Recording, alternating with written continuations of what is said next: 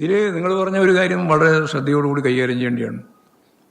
ഇപ്പോൾ കുറ്റാരോപിതനാണ്, കുറ്റം ആരോപിച്ചിരിക്കുകയാണ്, കുറ്റക്കാരനാണ് എന്ന് വിധിച്ചിട്ടില്ല. വിധി വരണം, വിധി വരട്ടെ. നമ്മളെന്തിനാണ് അതിന് ഇടയിൽ തന്നെ കയറി നിലപാട് സ്വീകരിക്കുന്നത്?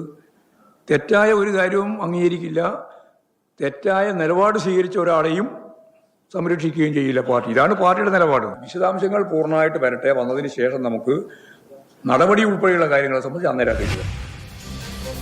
നമ്മൾ എന്തിനാണ് ഇടയ്ക്ക് കയറി പെട്ടെന്നൊരു നിലപാടെടുക്കുന്നത് എന്നുള്ളതാണ് പാർട്ടി സെക്രട്ടറി ചോദിക്കുന്നത്. ആ നിലപാടെടുക്കേണ്ടത് നമ്മളല്ല, നിലപാടെടുക്കേണ്ടത് പാർട്ടിയാണ്.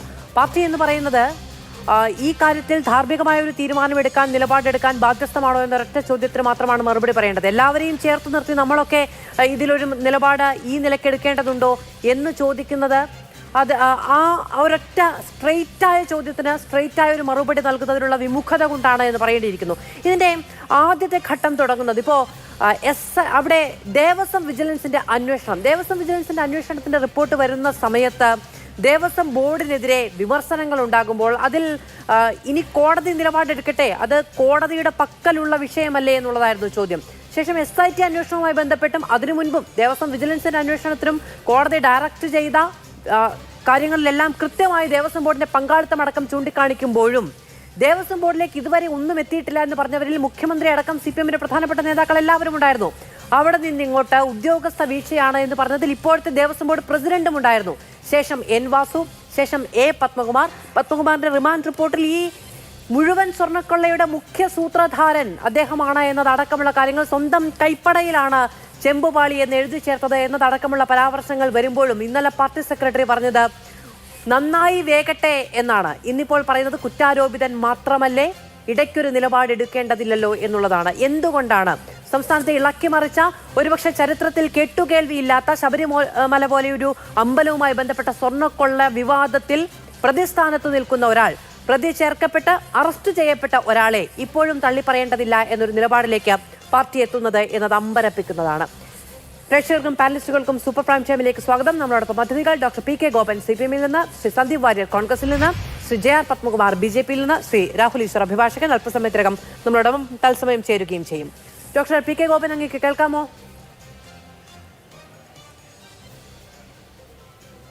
കേൾക്കാം. ഓക്കെ. ഡോക്ടർ PK ഗോപൻ, ശബരിമലയുമായി ബന്ധപ്പെട്ട ഒരു വലിയ വിശ്വാസ പ്രശ്നങ്ങളും പ്രതിഷേധങ്ങളും പ്രക്ഷോഭങ്ങളും ഒക്കെ ഉണ്ടായപ്പോഴും സർക്കാർ വളരെ വിശ്വസിച്ച് വിശ്വാസികളെയും നിയമത്തെയും ബോർഡിനെയും ഒക്കെ കൈകാര്യം ചെയ്യാൻ ഏൽപ്പിച്ച ഒരാളാണ് A പത്മകുമാറിന്റെ ഭാഗത്തു നിന്ന് ഗുരുതരമായ വീഴ്ചകൾ എണ്ണിപ്പറയുന്ന, റിമാൻഡ് റിപ്പോർട്ടിലടക്കം എണ്ണിപ്പറയുന്ന സ്ഥിതിഗതികൾ ഉണ്ടാകുന്നു. A പത്മകുമാർ അറസ്റ്റിലാകുന്നു, അതിനു മുൻപ് N വാസു അറസ്റ്റിലാകുന്നു. എന്തുകൊണ്ടാണ് ഈ രണ്ടു പേരെയും പുറത്താക്കണം എന്നുള്ളൊരു നിലപാടിലേക്ക് പാർട്ടിക്ക് എത്താൻ കഴിയാത്തത്?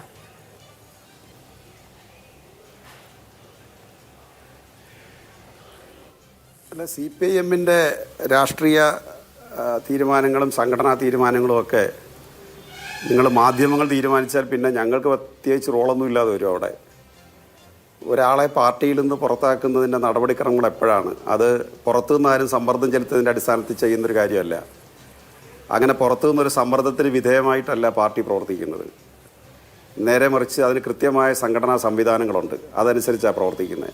ഇനി ശബരിമല പ്രശ്നമാണെങ്കിൽ നിങ്ങൾ എല്ലാവരും കൂടി ഒരു 60 രൂപ ഒരു ക്യാമ്പിൽ ഓട്ടോറിക്ഷയ്ക്ക് കൊടുക്കാൻ തീരുമാനിച്ച ആളെ 3 ദിവസം ചാനൽ ചർച്ച നടത്തി പിന്നെ കേരളത്തിലെ ഏറ്റവും വലിയ അഴിമതിക്കാരനായിട്ട് ചിത്രീകരിച്ച മാധ്യമങ്ങളാണ്. അപ്പോൾ അതുകൊണ്ട് നിങ്ങളെ ജനങ്ങൾ എങ്ങനെ വിശ്വാസത്തിലെടുക്കുന്നതെന്നുള്ളത് രണ്ടാമത്തെ കാര്യം. CPIMനെ സംബന്ധിച്ച് ഈ ശബരിമല കേസിൽ ഞങ്ങൾ നല്ല ആത്മവിശ്വാസത്തിലാണ്. ഞാൻ ഈ ഫ്ലോറിൽ തന്നെ പലതവണ അത് പറഞ്ഞതാണ്. 8 പ്രതികളാണ് ശബരിമല സംഭവത്തിൽ ഉൾപ്പെട്ടത്. സ്വർണ്ണ കവർച്ചയുമായി ബന്ധപ്പെട്ട് 8 പ്രതികളാണ് കൊണ്ടത്. അതിൽ 8ാമത്തെ പ്രതിയുടെ പേരാണ് പത്മകുമാർ. ആ 8ാമത്തെ പ്രതിയെ അറസ്റ്റ് ചെയ്ത് കഴിഞ്ഞു. ഇനി പത്മകുമാറിൻ്റെ പാർട്ടി മെമ്പർഷിപ്പിൻ്റെ പ്രശ്നം മാത്രമാണുള്ളത്. പത്മകുമാർ ഇപ്പോൾ കേസിൽ പ്രതിയായി മാറി. പത്മകുമാറിൻ്റെ കുറ്റപത്രം കോടതിയിൽ സമർപ്പിച്ചിട്ടില്ല. പത്മകുമാറിനെ കോടതി കുറ്റവാളിയായിട്ട് പ്രഖ്യാപിച്ചിട്ടില്ല. അങ്ങനെ ഒരു ഘട്ടം വരുമ്പോൾ പത്മകുമാർ പാർട്ടിക്കകത്തുണ്ടാവില്ല. അല്ലെങ്കിൽ അതുപോലുള്ള ആളുകൾ, പാർട്ടി സെക്രട്ടറി കുറ്റാരോപിതനെന്ന് പറയുന്നത് ആരോപണം വന്നാൽ ഉടനെ രാഷ്ട്രീയ പാർട്ടികൾ അവരെ പുറത്താക്കുകയല്ല. അതിന് നമ്മുടെ മുമ്പിൽ തന്നെ കോൺഗ്രസിൻ്റെയും BJPയുടെ ഒരുപാട് തെളിവ് നമുക്ക് സമയമുണ്ടെങ്കിൽ ചൂണ്ടിക്കാണിക്കാം. അപ്പോൾ അതല്ല ഇവിടുത്തെ പ്രശ്നം. അപ്പോൾ 8 പ്രതികളെയും അറസ്റ്റ് ചെയ്ത് കഴിഞ്ഞു. അതിൽ CPIM എടുത്ത നിലപാട്, തുടക്കം മുതൽ എടുക്കുന്ന നിലപാട്, ഇതിനകത്ത് ഒരാളെ സംരക്ഷിക്കില്ല. അത് മുഖ്യമന്ത്രി എടുത്ത നിലപാടും പാർട്ടി സെക്രട്ടറി എടുത്ത നിലപാടും ഇടതുപക്ഷ മുന്നണി എടുത്ത നിലപാടും CPIM സംസ്ഥാന നേതൃത്വം എടുത്ത നിലപാടും ശബരിമലയെ സ്വതന്ത്രമായി വിടുക. അവിടെ എന്തെങ്കിലും അരുതായ്മകൾ ഉണ്ടെങ്കിൽ അല്ലെങ്കിൽ സംഭവിച്ചിട്ടുണ്ട്, അതിൻ്റെ ഉത്തരവാദിത്തം അതിൻ്റെ യഥാർത്ഥ ഉത്തരവാദികൾ ഏറ്റെടുക്കുക. അവരെ സംരക്ഷിക്കാതിരിക്കുക മാത്രമല്ല, അതിനകത്ത് ശക്തമായ നിലപാട് സ്വീകരിക്കുക. ഇപ്പോൾ ഒരു കാര്യം ഞാൻ ആദ്യമായി ചൂണ്ടിക്കാണിക്കാം. അത് ഈ SITയുടെ അന്വേഷണം ദുർബലമാണെന്നും SIT സംസ്ഥാന ഗവൺമെൻറ്റിൻ്റെ പേറോളിൽപ്പെടുന്ന ഉദ്യോഗസ്ഥരുടെ ഒരു കേന്ദ്രമാണെന്നും അതുകൊണ്ട് സംസ്ഥാന ഗവൺമെൻറ്റിൻ്റെ സ്വാധീനം എപ്പോഴും SITക്കകത്ത് വരുമെന്നും ഇന്നലെ വരെ ശക്തമായി വാദിച്ചുകൊണ്ടിരുന്നതാണ് കേരളത്തിലെ ഭൂരിപക്ഷ മാധ്യമങ്ങളും അതുപോലെ പ്രതിപക്ഷ രാഷ്ട്രീയ പ്രവർത്തകരും. ഇന്നലത്തെ പത്മകുമാറിൻ്റെ അറസ്റ്റോടുകൂടി അവർ കളം മാറ്റി ചവിട്ടി. അവർ പറയുന്നത് ഹൈക്കോടതിയുടെ മാത്രം ആഗ്രഹത്തിൻ്റെ ഭാഗമായിട്ടാണ് ഇതൊക്കെ നടക്കുന്നത്. സംസ്ഥാന ഗവൺമെൻറ്റിന് ഇതിനകത്ത് യാതൊരു കാര്യമില്ല, സംസ്ഥാന ഗവൺമെൻറ്റിന് ഒരു കാര്യമില്ലാത്തത് കൊണ്ടാണ് അറസ്റ്റൊക്കെ നടക്കുന്നത് എന്ന രൂപത്തിലേക്ക് പ്ലേറ്റ് മാറ്റി വെച്ച് തുടങ്ങി. അപ്പോൾ വസ്തുത എന്താ? സംസ്ഥാന ആഭ്യന്തര വകുപ്പ് കൈകാര്യം ചെയ്യുന്ന CPIM ആണ്. ആ CPIMൻ്റെ ഒരു ജില്ലാ കമ്മിറ്റി മെമ്പറാണ് അറസ്റ്റ് ചെയ്തിരിക്കുന്നത്. നിങ്ങൾക്ക് ഇതിന് സമാനമായി UDFൻ്റെ ഭരണകാലത്തെ ഒരു അറസ്റ്റ് ചൂണ്ടിക്കാണിക്കാവോ? ഈ പോലീസ് എന്ന് പറഞ്ഞു കഴിഞ്ഞാൽ കോടതി നിരീക്ഷണത്തിലുള്ള പോലീസാണ്, ശരി. പക്ഷേ കോടതിക്ക് ഈ ലിസ്റ്റ് കൊടുത്തതാരാ? ശ്രീമതി മാധു. ആരാണ് ഹൈക്കോടതിയിൽ ഈ SITക്ക് വേണ്ടുന്ന ലിസ്റ്റ് കൊടുത്തത്? സംസ്ഥാന ഗവൺമെൻറ്. സംസ്ഥാന ഗവൺമെൻറ് ലിസ്റ്റ് കൊടുക്കാതെ കേരള ഹൈക്കോടതി പോലീസ് ചീഫിനെ വിളിച്ചിട്ട് ഇന്ന ആളുകളെ ഈ ഇൻവെസ്റ്റിഗേഷൻ ടീമിൽ ഉൾപ്പെടുത്താൻ അവർ നിർദ്ദേശിക്കുകയാണോ ഉണ്ടായത്? അല്ലല്ലോ. സംസ്ഥാന ഗവൺമെൻറ് കൊടുത്ത പോലീസ് ചീഫുമാർ കൊടുത്ത ലിസ്റ്റിൽ നിന്നാണ് കോടതി അവരെ സെലക്ട് ചെയ്തത്. ഏതെങ്കിലും ഒരാളെ ഗവൺമെൻറ് കൊടുത്ത ലിസ്റ്റിൽ നിന്ന് അവർ മാറ്റിയോ? അപ്പോൾ ഗവൺമെൻറ് ആളെ കൊടുത്തപ്പോൾ തന്നെ ഏറ്റവും സ്ട്രെയിറ്റായ, നല്ല അന്വേഷണ തികവുള്ള, ആത്മാർത്ഥത തെളിയിച്ചിട്ടുള്ള, സത്യസന്ധത തെളിയിച്ചിട്ടുള്ള, ശേഷി തെളിയിച്ചിട്ടുള്ള ഉദ്യോഗസ്ഥന്മാരെയാണ് ഗവൺമെൻറ് കൊടുത്തത്. അപ്പോൾ ഗവൺമെൻറ് ഉദ്ദേശശുദ്ധി എന്താണ്? ശബരിമലയിൽ ആര് ഈ സംഭവത്തിന് ഉത്തരവാദികളാണെങ്കിലും അവരെ സംരക്ഷിക്കാൻ പാടില്ല എന്ന ശക്തമായ നിലപാട് CPIMനുണ്ടായിരുന്നു. അതുകൊണ്ടാണ് CPIMും സംസ്ഥാന ഗവൺമെന്റും, അല്ലെങ്കിൽ CPIMനെ വിട്, സംസ്ഥാന ഗവൺമെന്റ് വളരെ കൃത്യമായി ഈ ലിസ്റ്റ് ഹൈക്കോടതി ഏൽപ്പിച്ചത്. പത്മകുമാർ ഈ കേസിലെ 8ാം പ്രതിയാണ് എന്നങ്ങ് പറയുന്നു. ഈ കേസിലെ 8ാം പ്രതി 2019 ദേവസ്വം ബോർഡ് മെമ്പേഴ്സ് ആണ്. അതിൽ ദേവസ്വം ബോർഡ് പ്രസിഡന്റ് ആയിരുന്ന പത്മകുമാർ അറസ്റ്റിലാവുകയാണ് ചെയ്തത്. പ്രതി ചേർക്കപ്പെടലൊക്കെ നേരത്തെ കഴിഞ്ഞിരുന്നു. അതായത് കുറ്റം ആരോപിക്കപ്പെടൽ നേരത്തെ കഴിഞ്ഞിരുന്നു. ആ ആരോപിക്കപ്പെടലിന് ശേഷം അന്വേഷണവും മൊഴികളും എത്തി നിൽക്കുന്ന ഇടത്താണ് പത്മകുമാർ അറസ്റ്റിലാകുന്നത്. അത് ഈ FIRൽ പേര് ചേർക്കപ്പെടുക എന്ന ഘട്ടം പിന്നിട്ട് കഴിഞ്ഞിരിക്കുന്നു. ഒന്ന്. രണ്ടാമത്തേത്, ഇതൊരു ആരോപണമാണോ? ഏതെങ്കിലും രാഷ്ട്രീയ പാർട്ടികൾ മൈക്ക് കെട്ടിവെച്ചോ ഏതെങ്കിലും മാധ്യമങ്ങളുടെ റിപ്പോർട്ടിന്റെ അടിസ്ഥാനത്തിലോ മുന്നോട്ട് വെച്ച ആരോപണമാണോ? അല്ല, ഒരു കുറ്റകൃത്യം നടന്നു കഴിഞ്ഞിരിക്കുന്നു. ഒന്നാമത്തേത്, ആ കുറ്റകൃത്യം നടന്നു കഴിഞ്ഞു എന്ന ബോധ്യത്തിൽ കോടതി സ്വമേധയാ കേസെടുത്ത് അന്വേഷണ ഏജൻസി ഏൽപ്പിച്ച് അവരുടെ അന്വേഷണത്തിനൊടുവിൽ അറസ്റ്റിലാവുകയാണ് ചെയ്യുന്നത്. അപ്പോഴാണ് ഇത് വെറും ആരോപണം എന്ന നിലയ്ക്ക് മാത്രം കാണുന്നത്. രണ്ടാമത്തേത്, എനിക്ക് പ്രാഥമികമായി അങ്ങ് പറഞ്ഞ കാര്യത്തിൽ യാതൊരു വിയോജിപ്പുമില്ല കേട്ടോ. CPIMന്റെ സംഘടനാ നടപടികളിൽ രാഷ്ട്രീയമായ തീരുമാനങ്ങളും എപ്പോഴുണ്ടാകണം എന്നുള്ളത് CPIM തീരുമാനിക്കേണ്ട കാര്യമാണ്. പിന്നെ ആ CPIM ആണോ ആഭ്യന്തരം ഭരിക്കുന്നതെന്ന് എനിക്കറിയില്ല. അങ്ങ് പറഞ്ഞ വാചകമാണ് ആഭ്യന്തര വകുപ്പ് കൈകാര്യം ചെയ്യുന്നത് CPIM ആണെന്ന്. എനിക്കറിയില്ല. എൻ്റെ അറിവ് CPIM എന്ന് പറയുന്ന പാർട്ടി നേതൃത്വം നൽകുന്ന, പാർട്ടി രൂപീകരിച്ച സർക്കാരാണ്. ആ സർക്കാരിൽ മുഖ്യമന്ത്രിയുടെ വകുപ്പാണ് ആഭ്യന്തര വകുപ്പ് എന്നുള്ളതാണ്. അത് CPIM ഡയറക്റ്റ് പാർട്ടി ഓഫീസിൽ നിന്ന് നിയന്ത്രിക്കുന്നതാണെന്ന് എനിക്കറിയില്ല കേട്ടോ. അങ്ങേക്ക് അത് ആവർത്തിച്ച് പറയാമെങ്കിൽ അങ്ങ് പറഞ്ഞോളൂ. അങ്ങ് പറഞ്ഞ വാക്കിങ്ങനെയാണ് ആഭ്യന്തര വകുപ്പ് കൈകാര്യം ചെയ്തത് CPIM ആണെന്ന്. എനിക്ക് പുതിയ അറിവാണ്. ഈ രാഷ്ട്രീയ അങ്ങ് ആത്മവിശ്വാസത്തോടു കൂടി പറയുന്നു ശബരിമല സ്വർണ്ണക്കൊള്ളക്കേസുമായി ബന്ധപ്പെട്ട് CPIM വലിയ ആത്മവിശ്വാസത്തിലാണെന്ന്.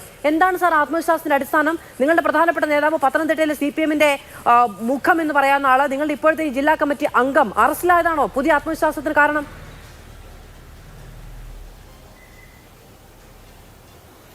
ശ്രീമതി മാധു, ബീഹാറിലെ ഇലക്ഷൻ കഴിഞ്ഞു. ആഭ്യന്തര വകുപ്പ് ഏത് പാർട്ടിക്കാ ശ്രീമതി മാധു? എന്താ സാറിന് അതിന് മറുപടി പറയാനുള്ളത്? ആഭ്യന്തരമന്ത്രി ആരാധി ചോദിച്ചാൽ ഏത് പാർട്ടിക്കാണ് അവിടെ ഇപ്പോൾ ഡിവൈഡ് ചെയ്തിട്ടുള്ളത്? ആ ശൈലി ആർക്കാണ് മനസ്സിലാകാത്തത്? ഇങ്ങനെ ഭാഷയിട്ട് അമ്മാനമാണല്ലേ ഇതൊക്കെ കേട്ടോണ്ടിരിക്കുന്നവർക്ക് ഇതെല്ലാം മനസ്സിലാവും. പാർട്ടികൾക്കാവുന്നത് പോലെയാണോ വകുപ്പ് ഭരിക്കുന്നത് പാർട്ടിയാണെന്ന് പറയുന്നത്? സംസ്ഥാനത്തെ ആഭ്യന്തര വകുപ്പ് ഭരിക്കുന്നത് CPIM ആണ് എന്നാണോ പറയേണ്ടത്? അല്ല മാധു,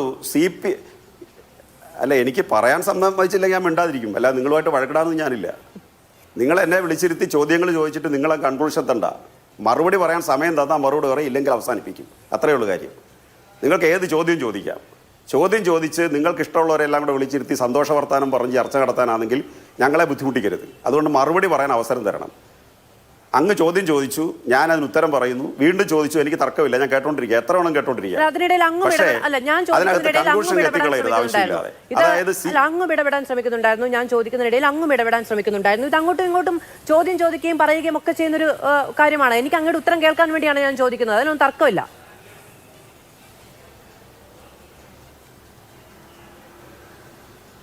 ഉത്തരം കേൾക്കാനാണെങ്കിൽ ഉത്തരം ഒരു വാചകം പറഞ്ഞ് പൂർത്തിയാക്കാൻ സമയം തരണം. അതുണ്ടാകാതെ ഉത്തരം കിട്ടത്തില്ല. ആഭ്യന്തര വകുപ്പ് CPM ആണ് ഭരിക്കുന്നത് ഞാൻ പറഞ്ഞതിൻ്റെ അർത്ഥം എന്താ മാധു? CPMൻ്റെ ജില്ലാ കമ്മിറ്റി മെമ്പർ അറസ്റ്റ് ചെയ്യപ്പെട്ടു. CPM ആണ് ആഭ്യന്തരം ഭരിക്കുന്നതെന്ന് അത് പറഞ്ഞാൽ എന്ത് കുഴപ്പം അതിനകത്തുള്ളത്? ആ കുഴപ്പം ഞാനും ഏറ്റെടുക്കുന്നു മാധു. കേട്ടുകൊണ്ടിരിക്കുന്ന പ്രേക്ഷകർ എന്നെ അങ്ങ് തെറ്റിദ്ധരിച്ചോട്ടെ. വിഷയം തീർന്നല്ലോ. ആഭ്യന്തര വകുപ്പ് കോൺഗ്രസ് ഭരിച്ചുകൊണ്ടിരുന്നപ്പോൾ ഇങ്ങനൊരു സംഭവം ഉണ്ടാകത്തില്ലെന്ന് പറയാനാണിത് പറഞ്ഞത്. അങ്ങനെ ഉണ്ടായിട്ടുമില്ല. ഇത് CPM ഇതിനകത്ത് ഞാൻ പറഞ്ഞ ഒരു പ്രശ്നം നിങ്ങൾ ഒളിച്ചു വെക്കേണ്ട കാര്യമില്ല. ബഹുമാനപ്പെട്ട ഹൈക്കോടതിക്ക് ലിസ്റ്റ് കൊടുക്കുന്നത് SITയിലെ ഉദ്യോഗസ്ഥന്മാരുടെ ലിസ്റ്റ് കൊടുക്കുന്നത് സ്റ്റേറ്റ് ഗവൺമെൻറ്റാണ്. പോലീസ് ഉദ്യോഗസ്ഥരാണ് ലിസ്റ്റ് കൊടുത്തത്. ആ ലിസ്റ്റ് ബഹുമാനപ്പെട്ട കേരള ഹൈക്കോടതി നിരാകരിച്ചില്ല. അതിൻ്റെ അർത്ഥം ഏറ്റവും സത്യസന്ധരായ ഉദ്യോഗസ്ഥരെ ഞങ്ങൾ കൊടുത്തത് ഞങ്ങളുടെ ഉദ്ദേശശുദ്ധിയെ നിങ്ങൾ ചോദ്യം ചെയ്യേണ്ടതില്ല. ഞങ്ങളുടെ ഉദ്ദേശശുദ്ധി ജനങ്ങൾക്ക് ബോധ്യപ്പെട്ടു. ഏത് പാർട്ടിക്കാർ ഇതിനകത്ത് പെട്ടാലും അവരെ കയ്യാമം വയ്ക്കണം എന്നുള്ള ഉദ്ദേശമുള്ളത് കൊണ്ടാണ് ബഹുമാനപ്പെട്ട മുഖ്യമന്ത്രി ഈ ലിസ്റ്റ് കൊടുക്കുന്നതിന് കൺസെൻറ്റ് കൊടുത്തിട്ടുള്ളത്. അത് ആദ്യം മനസ്സിലാക്കുക. അതുകൊണ്ടാണ് ഞങ്ങൾക്ക് ആത്മവിശ്വാസം ഉണ്ടെന്ന് പറഞ്ഞത്. കാരണം CPM അഴിമതിയെ പ്രോത്സാഹിപ്പിക്കുകയോ അഴിമതിയെ സംരക്ഷിക്കുകയോ ചെയ്യുന്ന പാർട്ടിയല്ല. ഇപ്പോൾ കോൺഗ്രസിനകത്ത് അഴിമതിക്കെതിരായി നിന്ന മുഖ്യമന്ത്രിമാരുണ്ടായിട്ടുണ്ട്, ഞാനത് നിഷേധിക്കുന്നില്ല. പക്ഷേ അവരുടെ നിലപാടെന്താ? ഞാൻ അഴിമതിക്കാരനല്ല, പക്ഷെ മറ്റുള്ളവർ അഴിമതി നടക്കും തടയാൻ പരിശ്രമിച്ചിട്ടില്ല. നിങ്ങൾ കഴിഞ്ഞ ഭരണകാലത്ത് ഇന്നത്തെ പ്രതിപക്ഷ നേതാവിൻ്റെ പ്രധാനപ്പെട്ട ഒരു പ്രസംഗം ഈ സോഷ്യൽ മീഡിയയിലെല്ലാം കിടപ്പുണ്ട്. കേരള സർക്കാർ അഴിമതിയുടെ നിഴലിലാണ് എന്ന് അദ്ദേഹം സ്വന്തം പാർട്ടി ഗവൺമെൻറ്റിനെ കുറിച്ച് പ്രഖ്യാപിച്ചത് കിടപ്പുണ്ട്. അപ്പോൾ ഈ ഇടതുപക്ഷ മുന്നണിയെ സംബന്ധിച്ച് മന്ത്രിമാരായിക്കൊള്ളട്ടെ ഉദ്യോഗസ്ഥർ അഴിമതി നടത്താൻ പാടില്ല, ശക്തമായ നിലപാടാണ്. ഇപ്പോൾ ട്രാൻസ്ഫറിന് പൈസ വാങ്ങിക്കുന്നുണ്ടോ? പ്രൊമോഷന് പൈസ വാങ്ങിക്കുന്നുണ്ടോ? കൈക്കൂലി വാങ്ങിക്കുന്നുണ്ടോ? ഇത്തരം കാര്യങ്ങൾക്ക് ഉദ്യോഗസ്ഥർ അപൂർവമായിട്ട് ചിലർ കൈക്കൂലി വാങ്ങിക്കുന്നുണ്ടാകാം, അത് പിടിക്കപ്പെടുന്നുണ്ട് പലപ്പോഴും. അതല്ലാതെ ട്രാൻസ്ഫർ ആൻഡ് പ്രൊമോഷന് കൈക്കൂലി വാങ്ങിക്കുന്നുണ്ടോ? കേരളത്തിൽ ട്രാൻസ്ഫർ ആൻഡ് പ്രൊമോഷൻ നടക്കുന്നത് എങ്ങനെയാണിപ്പോൾ? UDFന്റെ ഭരണകാലത്ത് എങ്ങനെയായിരുന്നു? PW റെസ്റ്റേഴ്സ് എങ്ങനെയായിരുന്നു UDFന്റെ ഭരണകാലത്ത്?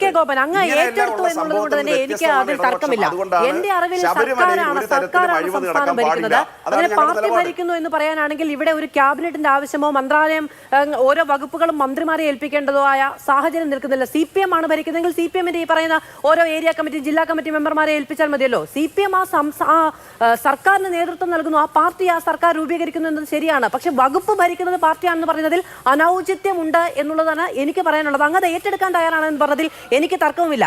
ഏറ്റവും സത്യസന്ധരായ ഉദ്യോഗസ്ഥരെ നൽകി. ഈ ഉദ്യോഗസ്ഥരെ ഇങ്ങനെ സത്യസന്ധത വെച്ച് ഓരോ കോളത്തിൽ എഴുതി വെച്ചിട്ടുണ്ടോ? അപ്പോൾ സംസ്ഥാനത്തിന്റെ ആഭ്യന്തര വകുപ്പിന് കീഴിൽ സത്യസന്ധരല്ലാത്ത ഉദ്യോഗസ്ഥരുണ്ടോ? അതോ ഒരു ഗ്രേഡ് വരെ സത്യസന്ധതയുള്ളവരുണ്ടോ? അതിന് കുറച്ചുകൂടി ഒരു A ഗ്രേഡ് വരെ സത്യസന്ധതയുള്ളവരുണ്ടോ? നല്ല സത്യസന്ധതയുള്ളവരുണ്ടോ? ഈ ഉദ്യോഗസ്ഥരെല്ലാം സത്യസന്ധമായി പെരുമാറണം എന്ന നിർബന്ധ ബുദ്ധി ഈ വകുപ്പിനില്ലേ? അതോ ഓരോ ഗ്രേഡായിട്ട് പെരുമാറിയാൽ മതി എന്നുള്ളതാണോ? ഉദ്യോഗസ്ഥ വീഴ്ചയുണ്ടോ എന്ന് അങ്ങ് ചോദിക്കുന്നു. കൈക്കൂലി വാങ്ങുന്നുണ്ടോ എന്ന് ചോദിക്കുന്നു. ശബരിമല സ്വർണ്ണക്കൊള്ള കേസുമായി ബന്ധപ്പെട്ട് ഏറ്റവും അധികം പാർട്ടിയുടെ വക്താക്കളും ഇപ്പോഴത്തെ ദേവസ്വം ബോർഡ് പ്രസിഡന്റും ഒക്കെ പറഞ്ഞത് ഉദ്യോഗസ്ഥ വീഴ്ച എന്ന് തന്നെയാണ്. 2019 ഉദ്യോഗസ്ഥ വീഴ്ച, 2025 ഉദ്യോഗസ്ഥ വീഴ്ച. ഈ ശബരിമലയിലെ ശ്രീകോവിലെ അടക്കം സ്വർണം അടിച്ചു കൊണ്ടുപോയ കേസിൽ ഉദ്യോഗസ്ഥ വീഴ്ചയുണ്ടെന്ന് പറഞ്ഞത് ഈ സർക്കാരിന്റെ പ്രതിനിധികളും ഈ സർക്കാരിന് കീഴിലുള്ള ദേവസ്വം വകുപ്പിന്റെ മന്ത്രിയും ദേവസ്വം ബോർഡിന്റെ പ്രസിഡന്റും ഒക്കെയാണ് ഉദ്യോഗസ്ഥ വീഴ്ച എന്ന് പറഞ്ഞത്. അപ്പൊ പണ്ട് ഉദ്യോഗസ്ഥ വീഴ്ച ഉണ്ടായിരുന്നു, ഇപ്പൊ വീഴ്ചയില്ല എന്ന് പറയുന്നത് പിന്നെ ഏത് ആത്മവിശ്വാസത്തിന്റെ പേരിലാണെന്ന് എനിക്ക് മനസ്സിലാകുന്നില്ല.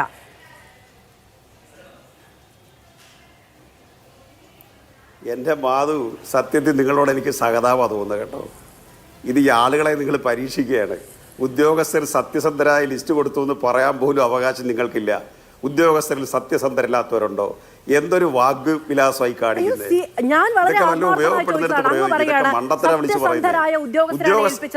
അല്ല, ഇടയ്ക്കേറി പറയരുത്. ഞാൻ പറയുമ്പോൾ ഇടയ്ക്കേറി പറഞ്ഞാൽ നിങ്ങൾ ചോദിക്കുമ്പോൾ ഞാൻ ഇടയ്ക്കേറി. അല്ല, ഞാൻ പറയുമ്പോൾ ഇടയ്ക്കേറി പറഞ്ഞാൽ നിങ്ങൾ ചോദിക്കുമ്പോൾ ഞാൻ ഇടയ്ക്കേറി. നിങ്ങൾ നേരത്തെ പറഞ്ഞു ഇടയ്ക്ക് ഇടപെടണം. അത് വേണ്ട. അല്ല, എനിക്ക് താല്പര്യമില്ല. ചർച്ച നടക്കുമ്പോൾ മനുഷ്യർക്ക് കേൾക്കാൻ ചർച്ച ചെയ്യുന്നത്, വെള്ളം ഉണ്ടാക്കിയ ചർച്ച ആരും കേൾക്കില്ല. എനിക്ക് പറയാനുള്ളത് നാട്ടുകാരോട് പറയണ്ടേ. ഞാൻ സംസാരിക്കുമ്പോൾ അങ്ങും ഇടപെടും എന്നുള്ളതാണ്. അപ്പോൾ ഓരോ കേസുകളുടെ അവസ്ഥ അനുസരിച്ചുള്ളതാണോ ഈ സത്യസന്ധരുടെ തരംതിരിവുകൾ? എന്തൊക്കെയായിരുന്നു ചോദിക്കുന്നത്? വല്ലതും കാര്യമായിട്ട് നമുക്ക് മനസ്സിലാവുന്ന കാര്യങ്ങൾ ചോദിക്കുക. ഉദ്യോഗസ്ഥരുടെ ലിസ്റ്റ് കൊടുത്തു, സത്യസന്ധരായ ഉദ്യോഗസ്ഥർ ലിസ്റ്റ് കൊടുത്തു പറയാൻ പാടില്ല. കാരണം ഉദ്യോഗസ്ഥരിൽ സത്യസന്ധരല്ലാത്തവരുണ്ടോ? എന്തൊരു ചോദ്യമാ അത്? ഇത് എവിടുന്ന് കിട്ടിയ ജേർണലിസം കോഴ്സാ ഇതൊക്കെ? എന്താ നിങ്ങൾ ചോദിക്കുന്നത്? നിങ്ങൾ എന്തായി ചോദിക്കുന്നേ? അല്ല എന്തായി ചോദിക്കുന്നേ? ബഹുമാനപ്പെട്ട കേരള ഹൈക്കോടതി ഒരു സെൻസിറ്റീവായ ഒരു കേസ് അന്വേഷിക്കാൻ സംസ്ഥാന ഗവൺമെന്റിനോട് ഒരു ഉദ്യോഗസ്ഥരുടെ ലിസ്റ്റ് ആവശ്യപ്പെടുന്നു. അതിൽ ഏറ്റവും നല്ല ട്രാക്ക് റെക്കോർഡുള്ള ഉദ്യോഗസ്ഥരുടെ ലിസ്റ്റ് കൊടുക്കുന്നു. അപ്പൊ അതിനെ പരിഹസിക്കുകയാണ്. നിങ്ങൾക്ക് സത്യസന്ധത എങ്ങനെ അറിയാം? ഗ്രേഡ് തിരിച്ചിട്ടുണ്ടോ? തരം തിരിച്ചിട്ടുണ്ടോ?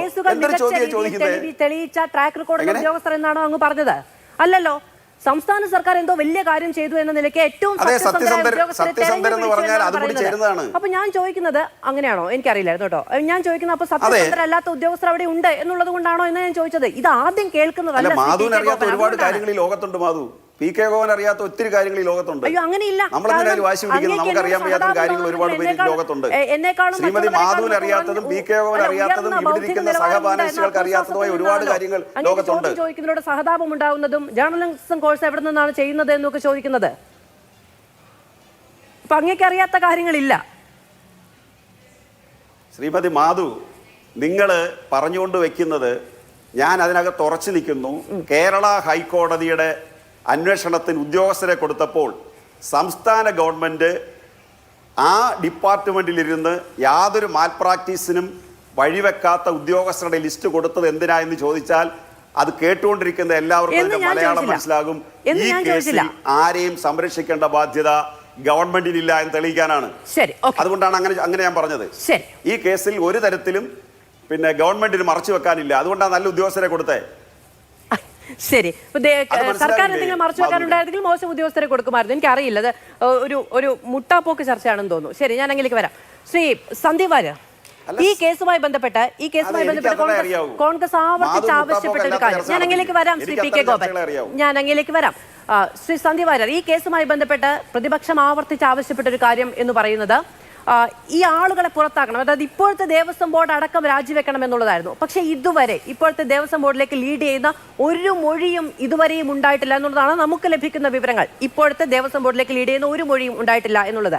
2019 കൃത്യമായ കൃത്യവിലോപം ഉണ്ടായി എന്നുള്ളത് ചൂണ്ടിക്കാണിച്ചുകൊണ്ട് എ പത്മകുമാറിന്റെ വീട്ടിൽ വെച്ച് തന്നെ ഗൂഢാലോചന ഉണ്ടായിട്ടുണ്ടെന്നും സ്വന്തം കൈപ്പടയിൽ തിരുത്തിയെഴുതൽ ഉണ്ടായിട്ടുണ്ടെന്നും ഈ സംഭവത്തിന്റെ മുഴുവൻ ഗൂഢാലോചനയിലെ ഏറ്റവും പ്രാഥമികമായും ആത്യന്തികമായും പങ്കാളിയായതും എ പത്മകുമാറാണ് എന്ന് വ്യക്തമാക്കിക്കൊണ്ടാണ് അറസ്റ്റിലേക്ക് അന്വേഷണ സംഘം പോയിരിക്കുന്നത്. പക്ഷേ നന്നായി വേഗട്ടെ എന്നുള്ളതാണ് പാർട്ടിയുടെ പ്രതിരോധം. ഇന്നലെ ഇപ്പോൾ കുറ്റാരോപിതൻ മാത്രമല്ലേ, അങ്ങനെ നിലപാടെടുക്കാൻ കഴിയില്ല എന്നുള്ളതാണ് പുതിയ പ്രതിരോധം. മാധു, ഇവിടെ CPM-ന്റെ പ്രതിനിധി ശ്രീ ഗോപന്റെ വാദങ്ങൾ തീർത്തും കോൺട്രഡിക്ടറിയാണ്.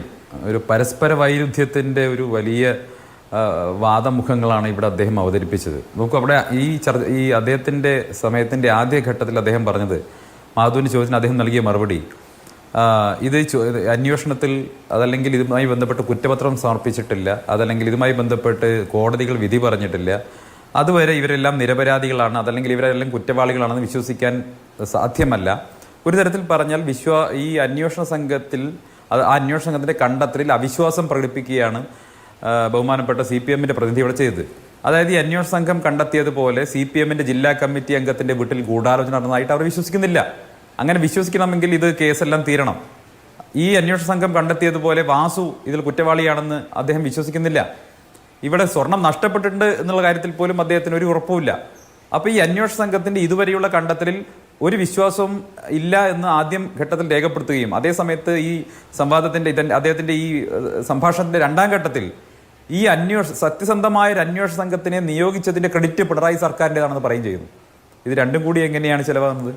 ഒന്നുകിൽ ഈ അന്വേഷണ സംഘത്തിൽ സത്യസന്ധതയില്ലെന്നും ഈ അന്വേഷണ സംഘത്തിൻ്റെ കണ്ടെത്തൽ ശരിയല്ലെന്നും ഞങ്ങളുടെ നേതാക്കന്മാരൊക്കെ നിരപരാധികളാണെന്നും ഉള്ള നിലപാട് നിങ്ങൾ എടുക്കണം. അതല്ലെങ്കിൽ ഈ അന്വേഷണ സംഘം വളരെ കൃത്യമായിട്ട് അന്വേഷിക്കുന്നുണ്ടെന്ന് നിങ്ങൾ സാക്ഷ്യപ്പെടുത്തി കഴിഞ്ഞാൽ നിങ്ങളുടെ നേതാക്കന്മാർ പ്രതിയാണെന്നും നിങ്ങളുടെ നേതാക്കന്മാർ കുറ്റം ചെയ്തിട്ടുണ്ടെന്നും നിങ്ങൾ സമ്മതിക്കേണ്ടി വരും. അതിനി കോടതി കണ്ടെത്തുന്നതുവരെ കാത്തിക്കേണ്ട കാര്യമില്ല. കാരണം നിങ്ങളുടെ സർക്കാരിന് കീഴിലുള്ള ഉദ്യോഗസ്ഥരാണ് അന്വേഷിക്കുന്നത്. നിങ്ങളാണ് ആ ഉദ്യോഗസ്ഥരെ ഡയറക്റ്റ് ചെയ്തതെങ്കിൽ, നിങ്ങളാണ് ആ ഉദ്യോഗസ്ഥരെ സജസ്റ്റ് ചെയ്തതെങ്കിൽ തീർച്ചയായിട്ടും ആ അന്വേഷണ സംഘത്തിന്റെ കണ്ടെത്തലിൽ നിങ്ങൾക്ക് വിശ്വാസം ഉണ്ടാവണ്ടേ? ഇനി പ്രധാനപ്പെട്ട കാര്യം എന്താ, ഈ അന്വേഷണ സംഘത്തിന്റെ അന്വേഷണത്തിൽ ഏതെങ്കിലും ഘട്ടത്തിൽ എവിടെയെങ്കിലും മറ്റേതെങ്കിലും തരത്തിലൊരു രാഷ്ട്രീയ ഇടപെടൽ സാധ്യമാണോ? സാധ്യമേ അല്ല. ഒന്ന് ഹൈക്കോടതിയുടെ മേൽനോട്ടത്തിലാണ് നടക്കുന്നത്, രണ്ട് പ്രതിപക്ഷത്തുള്ള ഞങ്ങൾ അധികാരത്തിലേ ഇല്ല, ഞങ്ങൾ പ്രതിപക്ഷത്തിരിക്കുകയാണ്. CPM ആണ് അധികാരത്തിലിരിക്കുന്നത്. CPM അധികാരത്തിലിരിക്കുമ്പോൾ ഹൈക്കോടതിയുടെ മേൽനോട്ടത്തിൽ ഈ സർക്കാരിന്റെ പേറോളിലുള്ള ഉദ്യോഗസ്ഥർ നടത്തുന്ന അന്വേഷണത്തിൽ CPMന്റെ ജില്ലാ കമ്മിറ്റി അംഗം പ്രതിയായപ്പോൾ ഇവിടെ മൈലെണ്ണ തേച്ചിട്ട് ഈർക്കിലി വളയ്ക്കുന്നത് പോലെയുള്ള അഭ്യാസമാണ് CPMന്റെ പ്രതിനിധി കാണിച്ചുകൊണ്ടിരിക്കുന്നത്. അദ്ദേഹത്തിന് അസാമാന്യ മെയ്വഴക്കം കാണിക്കുകയാണ്. ഒരേ സമയത്ത് ഈ അന്വേഷണ സംഘത്തെ നിയോഗിച്ചിട്ടുള്ള ക്രെഡിറ്റ് ഏറ്റെടുക്കുകയും അതേ സമയത്ത് അന്വേഷണ സംഘത്തിന്റെ കണ്ടെത്തലിൽ അവിശ്വാസം പ്രകടിപ്പിക്കുകയും ചെയ്യുന്നു. ഇതെന്തൊരു വൈരുദ്ധ്യമാണ്! ഇങ്ങനെയൊക്കെ ഒരു ചർച്ചയിൽ അന്യനും അമ്പിയുമായിട്ട് ഒരു 5 മിനിറ്റിനുള്ളിൽ ഭാവവ്യത്യാസം പ്രകടിപ്പിക്കാൻ ഒരു സ്വാധീനത്തിനും നിന്നിട്ടില്ല. ഈ പറയുന്ന പേറോളിൽ ഉൾപ്പെടുന്ന ഉദ്യോഗസ്ഥരായതുകൊണ്ട് ഒരു സമ്മർദ്ദവും അവരിൽ ചെലുത്തിയിട്ടില്ല എന്ന് പറയാനുള്ള ആത്മവിശ്വാസം ഉണ്ടാകുന്നത് പത്മകുമാർ അടക്കം അറസ്റ്റിലായി എന്ന് പറയുന്ന സാഹചര്യം കൊണ്ടാണ്. സർക്കാരിനെ അങ്ങനെ സമ്മർദ്ദം ചെലുത്തുന്നുണ്ടായിരുന്നെങ്കിൽ, ഭരണത്തെ പേടിയുണ്ടായിരുന്നെങ്കിൽ, അധികാരത്തെ പേടിയുണ്ടായിരുന്നെങ്കിൽ സ്വാഭാവികമായും വളരെ സിമ്പിൾ അല്ലേ? അല്ല, അത് വളരെ സിമ്പിൾ അല്ലേ? അങ്ങനെയാണെങ്കിൽ അദ്ദേഹം ഈ സംഭാഷണത്തിന്റെ ആദ്യഘട്ടത്തിൽ തന്നെ അവരെ തള്ളിപ്പറയണമായിരുന്നു. അവർ തള്ളിപ്പറയുന്നില്ലല്ലോ. ഇന്നും അവർ നിരപരാധികളാണെന്നാണല്ലോ അവരെ പാർട്ടി വിശ്വസിക്കുന്നത്. അപ്പൊ ഈ അന്വേഷണ സംഘത്തിന്റെ കണ്ടെത്തലിൽ വിശ്വാസം ഉണ്ടെങ്കിൽ എന്തേ പത്മകുമാറിനെ തള്ളിപ്പറയാൻ കഴിയാത്തത്? പത്മകുമാറിനെതിരെ നടത്തിയിട്ടുള്ള കണ്ടെത്തൽ, കടകംപള്ളിയിലേക്ക് നീളുന്ന കണ്ടെത്തലുണ്ടല്ലോ, ആ കണ്ടെത്തലിൽ എന്തേ ഇവർക്ക് വിശ്വാസമില്ലാത്തത്? അപ്പോൾ ഒരു 5 മിനിറ്റ് നീളുന്ന അദ്ദേഹത്തിന്റെ വാദമുഖത്തിൽ 2 തരത്തിലുള്ള അഭിപ്രായം പറഞ്ഞിരിക്കുകയാണ്. ഒന്ന്, അന്വേഷണ സംഘത്തിന്റെ അന്വേഷണത്തിൽ കണ്ടെത്തിയിട്ടുള്ള കാര്യങ്ങളിൽ വിശ്വാസമില്ല, വിശ്വാസമുണ്ടെങ്കിൽ എന്ത് ചെയ്യണമായിരുന്നു? ഇവരെ ഈ കടകംപള്ളിയിലേക്ക് നീളുന്ന പത്മകുമാറിന്റെ മൊഴിയിലടക്കം അവർക്ക് വിശ്വാസം, അല്ലെങ്കിൽ ആ കണ്ടെത്തലടക്കം വിശ്വാസം ഉണ്ടാവണമായിരുന്നു. അങ്ങനെ വരുന്ന സമയത്ത് കടകംപള്ളിയും കുറ്റവാളിയാണെന്ന് സമ്മതിക്കേണ്ടി വരും, അല്ലെങ്കിൽ കടകംപള്ളിക്കും ഇതിൽ പങ്കാളിത്തമുണ്ടോ എന്ന് സംശയം അദ്ദേഹം സമ്മതിച്ചു തരേണ്ടി വരും. ഒന്ന്. ഇനി അതല്ല, അദ്ദേഹം പറയുന്നത് പോലെ അന്വേഷണ സംഘത്തെ കൊടുത്തിന്റെ ക്രെഡിറ്റ് ഏറ്റെടുക്കുകയാണെങ്കിൽ തീർച്ചയായിട്ടും ആ ക്രെഡിറ്റ് അല്ലെങ്കിൽ ഏറ്റെടുക്കരുത്, രണ്ടും കൂടി ചെയ്യരുത്. ഇവിടെ അദ്ദേഹം അന്യൻ സിനിമയിലെ വിക്രമനെ പോലെ ഒരേ സമയത്ത് അന്യനും അമ്പിയായിട്ട് മാറുകയാണ്. മന്ത്രിയിലേക്ക് നീളുന്ന തെളിവുകളുണ്ട് എന്ന് പ്രതിപക്ഷം പറയുന്നത് ആധികാരികമായിട്ടാണോ? അത്തരത്തിലുള്ള വിവരങ്ങൾ പുറത്തു വന്നിട്ടില്ല. അല്ല, പല മാധ്യമങ്ങളും പറയുന്നത്, മാധ്യമ വാർത്തകളെ നമുക്ക് അടിസ്ഥാനപ്പെടുത്തി സംസാരിക്കാൻ സാധിക്കുകയുള്ളൂ. ഇപ്പോൾ കടകംപള്ളിയിലേക്ക് നീളുന്ന മൊഴികളുണ്ട് എന്ന് മാധ്യമങ്ങളാണ് റിപ്പോർട്ട് ചെയ്തത്. മാതൃഭൂമി റിപ്പോർട്ടിംഗ് ചെയ്തിട്ടുണ്ടോ എനിക്കറിയില്ല. ഇന്നലെ രാത്രി മുതൽ മാധ്യമങ്ങൾ റിപ്പോർട്ട് ചെയ്യുന്നത് പത്മകുമാറിന്റെ ഇന്നിപ്പോ പുറത്തു വന്നിരിക്കുന്ന റിമാൻഡ് റിപ്പോർട്ടിന്റെ പുറത്തു വന്ന ഭാഗങ്ങളിൽ അത്തരം കാര്യങ്ങളില്ല. പത്മകുമാറിലേക്ക് നീങ്ങുന്ന മൊഴികൾ ഉണ്ട് എന്നുള്ളത് ചില മാധ്യമ പ്രവർത്തകരുടെ സോഴ്സ് ആയിരിക്കാം, ഞാൻ അതിൽ തർക്കിക്കാനില്ല. പക്ഷെ പ്രതിപക്ഷം അത് ആവർത്തിക്കുന്നത് മാധ്യമ വാർത്തകളെ മാത്രം അടിസ്ഥാനപ്പെടുത്തിയാണ്. അല്ല, പത്മകുമാർ അതിനിടയ്ക്ക് പറഞ്ഞൊരു വാചകമുണ്ട്, ദൈവതുല്യരായിട്ടുള്ള ആളുകൾ ഇതൊക്കെ ചെയ്യുമോ എന്ന് ഞാൻ അത്ഭുതപ്പെടുകയാണെന്ന രീതിയിൽ അദ്ദേഹം പറഞ്ഞിട്ടുണ്ട്. ആ ദൈവതുല്യരായിട്ടുള്ള ആളുകൾ ആരാണ്? അദ്ദേഹം വളരെയധികം വിശ്വസിക്കുന്ന ദൈവതുല്യരായിട്ടുള്ള ആളുകൾ ഇരിക്കുന്നത് AKG സെന്ററിലാണ്. അത് CPMന്റെ നേതൃത്വമാണ്. അവരറിയാതെ പത്മകുമാറും വാസുവും ചേർന്നിട്ട് ഇത്തരത്തിലൊരു ഗൂഢാലോചന നടത്തി ഇതുപോലെയുള്ള ഒരു വലിയ തട്ടിപ്പ് ചെയ്തു എന്ന് ചോറ് തിന്നുന്ന ആരും വിശ്വസിക്കില്ല. ഇവിടെ പ്രധാനപ്പെട്ട കാര്യം അതാണ്. അതുകൊണ്ട് തന്നെ ഇവരുടെ വാദങ്ങൾ പൂർണ്ണമായും കോൺട്രഡിക്ടറിയാണ്. ഒന്ന്. രണ്ട്, ഞങ്ങൾ എന്തുകൊണ്ടാണ് കടകംപള്ളിയിലേക്ക് നീളുന്നു എന്ന് പറയുന്നത്? ഇത് കടകംപള്ളിയുടെ അനുമതിയില്ലാതെ, കടകംപള്ളിയുടെ അറിവില്ലാതെ ഈ കാര്യങ്ങൾ നടക്കില്ല. അപ്പോൾ ഉണ്ണീകൃഷ്ണൻ പോറ്റി ആദ്യം ചെന്നത് കടകംപള്ളിയുടെ അടുത്താണ്, കടകംപള്ളിയുടെ ഭാഗത്തു നിന്നുള്ള റെക്കമെൻഡേഷൻ ഉണ്ട് എന്ന രീതിയിൽ മൊഴിയുണ്ട് എന്നല്ലേ പറഞ്ഞത്. കുറ്റപത്രത്തിൽ ആ മൊഴിയെക്കുറിച്ച് പറയുന്നുണ്ടോ അല്ലെങ്കിൽ കടകംപള്ളിയെക്കുറിച്ച് പറയുന്നുണ്ടോ എനിക്കറിയില്ല. പക്ഷേ മാധ്യമങ്ങൾ റിപ്പോർട്ട് ചെയ്തത് ഞങ്ങൾക്ക് ഇപ്പോൾ സോഴ്സ് ആയിട്ട് ഉപയോഗിക്കാൻ കഴിയുന്ന മാധ്യമ വാർത്തകളെ മാത്രമാണ്. ഞങ്ങൾ പ്രതിപക്ഷത്തുള്ള ഒരു പാർട്ടിയാണ്, ഞങ്ങൾക്ക് ഈ അന്വേഷണ സംഘത്തിന്റെ മൊഴി വായിച്ചു നോക്കാൻ ഞങ്ങൾക്ക് സാധിക്കില്ലല്ലോ. അപ്പോൾ മാധ്യമ വാർത്തകളെ അനുസരിച്ചാണെങ്കിൽ കടകംപള്ളി ഇക്കാര്യത്തിൽ കുറ്റവാളിയാണെന്ന് വിശ്വസിക്കേണ്ടി വരും. ഒന്ന്. രണ്ട്, കടകംപള്ളിയുടെ ബോഡി ലാംഗ്വേജ് കണ്ടാൽ, കടകംപള്ളിയുടെ പ്രസ്താവനകൾ കണ്ടാൽ, പിന്നെ കടകംപള്ളിയുടെ പശ്ചാത്തലവും നോക്കിക്കഴിഞ്ഞാൽ ഞങ്ങൾക്ക് സംശയമുണ്ടെന്നേ, ജനങ്ങൾക്ക് സംശയമുണ്ട്. എന്താ കാരണം? കടകംപള്ളി ഉണ്ണീകൃഷ്ണൻ പോറ്റിയെ കുറിച്ച് നല്ല അഭിപ്രായം പറഞ്ഞില്ലേ? വാസുവിനെ കുറിച്ച് എന്ത് നല്ല അഭിപ്രായം കടകംപള്ളി പറഞ്ഞത്? വാസുവിനെ കുറിച്ചും അതുപോലെ തന്നെ ഈ ഉണ്ണീകൃഷ്ണൻ പോറ്റിയെ കുറിച്ചൊക്കെ നല്ല അഭിപ്രായമുള്ള, വലിയ ഉണ്ണീകൃഷ്ണൻ പോറ്റിയുമായി വലിയ സ്നേഹബന്ധമുള്ള ഈ കടകംപള്ളി സുരേന്ദ്രന്റെ അറിവും സമ്മതവും ഇല്ലാതെ ഇത് ചെമ്പുപാളിയാകും എന്ന് ആരും വിശ്വസിക്കുന്നില്ല. സ്വർണം ചെമ്പുപാളിയാകണമെങ്കിൽ തീർച്ചയായിട്ടും ഇവരുടെയൊക്കെ പങ്കാളിത്തവും അറിവുമില്ലാതെ നടക്കില്ല എന്നുള്ളത് തന്നെയാണ് ഞങ്ങൾ ഉറച്ച വിശ്വാസം. അതുകൊണ്ട് ഈ അന്വേഷണം കടകംപള്ളിയിലേക്ക് എത്തിയില്ലെങ്കിലാണ് ഞങ്ങൾക്ക് അന്വേഷണ സംഘത്തിന്റെ ക്രെഡിബിലിറ്റിയിൽ ഞങ്ങൾക്ക് സംശയം ഉണ്ടാവുക. കാരണം ഇത് കേവലം പത്മകുമാറിനെ പോലെ വാസുവിനെ പോലെ രണ്ടാളുകൾ വിചാരിച്ച് നടക്കുന്ന കാര്യമേ അല്ല. അത് സാമാന്യ യുക്തിയാണ്. ആ സാമാന്യ യുക്തിയാണ്. ആ യുക്തി വെച്ച് ഞാൻ പറയുന്നു തീർച്ചയായിട്ടും ഇതിന് പുറകിൽ ഉയർന്ന ആളുകളുണ്ട്. ചെയ്യാൻ കഴിയുന്ന കാര്യമല്ല ഇത് എന്ന്. അപ്പോൾ അദ്ദേഹം മാത്രമല്ല, അദ്ദേഹം തന്നെ പറഞ്ഞത് എല്ലാം കൂടി ഞങ്ങളുടെ തലയിലേക്ക് വെച്ച് തരാനാണെങ്കിൽ എനിക്ക് ചില കാര്യങ്ങൾ പറയേണ്ടി വരും എന്നതടക്കം അദ്ദേഹം പറയുകയും ചെയ്തതാണ് മുൻപ്. എന്തായാലും ഈ ദൈവതുല്യർ ആരാണ് എന്നൊരു ചോദ്യം അവിടെ അവശേഷിക്കുന്നുണ്ട്. അത് ആരാണ് എന്ന് പത്മകുമാർ തന്നെ അന്വേഷണ സംഘത്തോട് പറഞ്ഞിട്ടുണ്ടോ എന്നുള്ളതും ഒക്കെ ഇപ്പോഴത്തെ ഈ പറയുന്ന ഒരു വളരെ കൗതുകമുള്ള കാര്യമായി നിൽക്കുകയാണ്. ശ്രീ ജെ ആർ പത്മകുമാർ, ഈ മറുപടിയുടെ തുടർച്ചയായി പത്മകുമാർ പറഞ്ഞതാണ് ഒരു ദേവസ്വം ബോർഡ് പ്രസിഡന്റിന് ഇത് സാധ്യമല്ല എന്നുള്ളത്. അന്വേഷണ സംഘം ഏറ്റവും അവസാനം എത്തിയിരിക്കുന്ന നിഗമനം എന്ന് പറയുന്നത് ഈ മുഴുവൻ ഗൂഢാലോചനകളുടെയും കേന്ദ്രബിന്ദു ഏറ്റവും പ്രധാനപ്പെട്ടയാൾ പത്മകുമാർ ആണ് എന്നുള്ളതാണ്. പത്മകുമാറിന്റെ കാലത്ത് നടന്ന കൊള്ളയാണ്. എൻ വാസു ഇതുമായി ബന്ധപ്പെട്ട് നിലവിൽ അറസ്റ്റിലാണ്. ഇന്നലെ അദ്ദേഹത്തെ കയ്യാമം വെച്ചുകൊണ്ടാണ് കൊണ്ടുവരുന്നത്. അങ്ങ് കണ്ടു കാണും ദൃശ്യങ്ങളിൽ എന്ന് വിചാരിക്കുന്നു. എൻ വാസു അറസ്റ്റിലായതിനു ശേഷവും ശ്രീ കടകംപള്ളി സുരേന്ദ്രൻ പറഞ്ഞത് നല്ല ഉദ്യോഗസ്ഥനായിരുന്നു എന്നുള്ളതാണ്. പക്ഷെ എൻ വാസു ദേവസ്വം കമ്മീഷണർ എന്ന പദവിയിലിരിക്കെ ചെയ്തതാണ്. അതിന് പാർട്ടിയുമായി ബന്ധമില്ല എന്നുള്ളതാണ് എൻ വാസുവിന്റെ അറസ്റ്റ് വരെയും ഉണ്ടായിരുന്ന പ്രതിരോധം. പക്ഷെ പത്മകുമാറിന്റെ കാര്യത്തിൽ അങ്ങനെ പറയാൻ കഴിയില്ല. പത്മകുമാറിനെ പാർട്ടിയിൽ നിന്ന് മാറ്റി നിർത്തി പറയാൻ കഴിയില്ല. അങ്ങനെ കഴിയില്ലല്ലോ അവർക്ക്. അവരെ സംബന്ധിച്ചിടത്തോളം 42 വർഷക്കാലം ഒരു ജില്ലയുടെ ജില്ലാ കമ്മിറ്റി മെമ്പറായിരുന്നു. 32 വർഷം ജില്ലാ സെക്രട്ടേറിയറ്റ് മെമ്പറായിരുന്നു. വളരെ ദീർഘകാലം പാർട്ടിയുടെ ജില്ലാ സെക്രട്ടറി ആയിരുന്നു. വളരെ ചെറുപ്പത്തിൽ തന്നെ MLA ആയ ഒരു CPM-ൻ്റെ കറകളഞ്ഞ അല്ലെങ്കിൽ ഒരു ജില്ലയുടെ മുഖം ഇങ്ങനെ ഒരു കേസിൽ പെടുമ്പോൾ അവർക്ക്, അല്ലെങ്കിൽ CPM-ൻ്റെ ഒരു ഉന്നതനായ നേതാവ് കേസിൽ പെടുമ്പോൾ സ്വാഭാവികമായിട്ട് അയാളെ രക്ഷിക്കാനുള്ളൊരു ശ്രമം നടത്തും, തള്ളിക്കളയുന്നതല്ല. ഇപ്പം തന്നെ ഈ ചർച്ചയിൽ മാധു ശ്രദ്ധിക്കാതെ പോയ ഒരു കാര്യം, ഗോപൻ CPM-ൻ്റെ പ്രതിനിധി പറഞ്ഞൊരു വാചകമുണ്ട്. അത് വളരെ ഗൗരവമായി വളരെ ആശങ്കപ്പെടുത്തുന്നതാണ്. കേരളത്തിലെ ഈ ക്ഷേത്രവിശ്വാസികളെ, ജനാധിപത്യ വിശ്വാസികളെ ആശങ്കപ്പെടുത്തുന്ന ഒരു കാര്യമാണ് അദ്ദേഹം പറഞ്ഞത്. ഈ ശബരിമല സ്വർണ്ണക്കൊള്ള കേസിൽ 8 പ്രതികളുണ്ട്. 8 പേരെ, 8ാമത്തെ പ്രതിയാണ് പത്മകുമാർ. 8 പേരെയും അറസ്റ്റ് ചെയ്ത് കഴിഞ്ഞു എന്ന് പറഞ്ഞാൽ അതിൻ്റെ അർത്ഥം എന്താ? ഇനി അന്വേഷണം തീർന്നു എന്നുള്ളതാണ്. ഇനി മറ്റാരിലേക്ക് പോകില്ല എന്നുള്ളതൊരു സൂചനയാണ് PK ഗോപൻ തന്നത്. 8 പേരുണ്ട്, 8 പേരെയും അറസ്റ്റ് ചെയ്ത് കഴിഞ്ഞു എന്നുള്ളതാണ്. പിന്നെ രണ്ടാമത് അദ്ദേഹം സെക്കൻഡ് പാർട്ടിൽ പറഞ്ഞിട്ടുള്ളത്, ഇന്നലെ വരെ പറഞ്ഞത് SIT ഇതിലെ CPM നേതാക്കന്മാരെ അല്ലെങ്കിൽ ഇൻവോൾവ് ചെയ്തിട്ടുള്ള പാർട്ടിയുമായി ബന്ധമുള്ള ആളുകളെ അറസ്റ്റ് ചെയ്യില്ല. ഇപ്പോൾ അറസ്റ്റ് ചെയ്തില്ലേ? അപ്പോൾ അതാണ് ഒരു ഡിഫൻസ്. അറസ്റ്റ് ചെയ്തില്ലേ? അപ്പോൾ ഇപ്പോൾ എന്തൊക്കെ ബന്ധമുണ്ടെങ്കിലും ഞങ്ങളിത് അറസ്റ്റ് ചെയ്തു, ഇതോടുകൂടി അന്വേഷണം അവസാനിപ്പിക്കുകയാണ് എന്നുള്ളതാണ്. അപ്പോൾ ഇത് വളരെ ഗൗരവമുള്ളൊരു കാര്യമാണ്.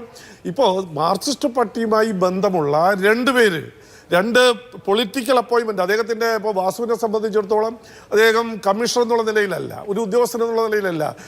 ദേവസ്വം ബോർഡ് പ്രസിഡന്റ് എന്ന് പറയുന്നത് പൊളിറ്റിക്കൽ അപ്പോയിൻമെൻറ്റിൽ 2 CPM നടത്തിയ പൊളിറ്റിക്കൽ അപ്പോയിൻമെൻറ്റ് നടത്തിയ 2 ആളുകളും ഇന്ന് പ്രതിയായി വരുന്നു, കയ്യാമം വെച്ച് പൊതുസമൂഹത്തിൻ്റെ മുന്നിലേക്ക് കൊണ്ടുവരുന്നു എന്ന് പറയുമ്പോൾ അതിനെ തള്ളിപ്പറയാൻ CPM-ന് കഴിയൂ. കാരണം CPM-ൻ്റെ നേതാക്കന്മാർ പറഞ്ഞിട്ടുള്ളത്, ഇപ്പോൾ ഗോപൻ വരെ പറഞ്ഞിട്ടുള്ളത്, വളരെ വിശ്വസ്തരായ സത്യസന്ധരായിട്ടുള്ള ഉദ്യോഗസ്ഥന്മാരെയാണ് അപ്പോയിന്റ് ചെയ്തിട്ടുള്ളത് ഹൈക്കോടതിയുടെ അനുമതിയോടുകൂടി. അങ്ങനെ സത്യസന്ധരായ ഉദ്യോഗസ്ഥന്മാർ സത്യസന്ധമായി അന്വേഷണം നടത്തി. സത്യസന്ധമായി അന്വേഷണം നടത്തി തെളിവുകളുടെയും മറ്റും മൊഴികളുടെയും അടിസ്ഥാനത്തിൽ 2 CPM-മായി ബന്ധമുള്ള പ്രമുഖരായ 2 പേരെ അറസ്റ്റ് ചെയ്യുമ്പോൾ അത് ആരോപണം മാത്രമാണ് എന്നെങ്ങനെ വിശ്വസിക്കാൻ കഴിയും? ഏതെങ്കിലും ഒന്നല്ലേ ശരിയാവുള്ളൂ. കുറ്റാരോപിതനാണ് എങ്കിൽ നമുക്കൊരു സംശയം, ഒരു പരാതിയുടെ അടിസ്ഥാനത്തിൽ ഒരാൾ വിളിച്ചുകൊണ്ടുവന്ന് ചോദ്യം ചെയ്യുന്നത്. അങ്ങനെയല്ലല്ലോ ഇപ്പൊ നടന്നിട്ടുള്ളത്. ദേവസ്വം ബോർഡുമായി ബന്ധപ്പെട്ട ചോദ്യം ഇതിനു മുൻപ് മുഖ്യമന്ത്രിയോട് ഉണ്ടായപ്പോൾ ഇന്നത്തെ ചർച്ചയിൽ നമ്മൾ അദ്ദേഹത്തിന്റെ പ്രതികരണം അടക്കം കാണിച്ചതാണ്. അദ്ദേഹം പറഞ്ഞത് ഇതുവരെയുള്ള കണ്ടെത്തലുകളൊന്നും ദേവസ്വം ബോർഡിലേക്ക് എത്തിയിട്ടില്ല എന്നുള്ളതാണ്. അല്ല, എത്തിയിട്ടില്ല. ഇപ്പോഴത് എത്തിയെന്ന് മാത്രമല്ല, മുൻ ദേവസ്വം ബോർഡ് പ്രസിഡന്റ് അറസ്റ്റിലുമാണ്. നേരത്തെ ഇവിടെ ചർച്ചയിൽ ഞാൻ കേട്ടത്, ഈ മൊഴികളുടെ പലതും മീഡിയയിൽ വന്നിട്ടുണ്ട്. വേറെ പബ്ലിക്കിന് വലിയ ആക്സസ് ഒന്നുമില്ല. മീഡിയയിൽ വന്നിട്ടുള്ള കാര്യം എന്താ?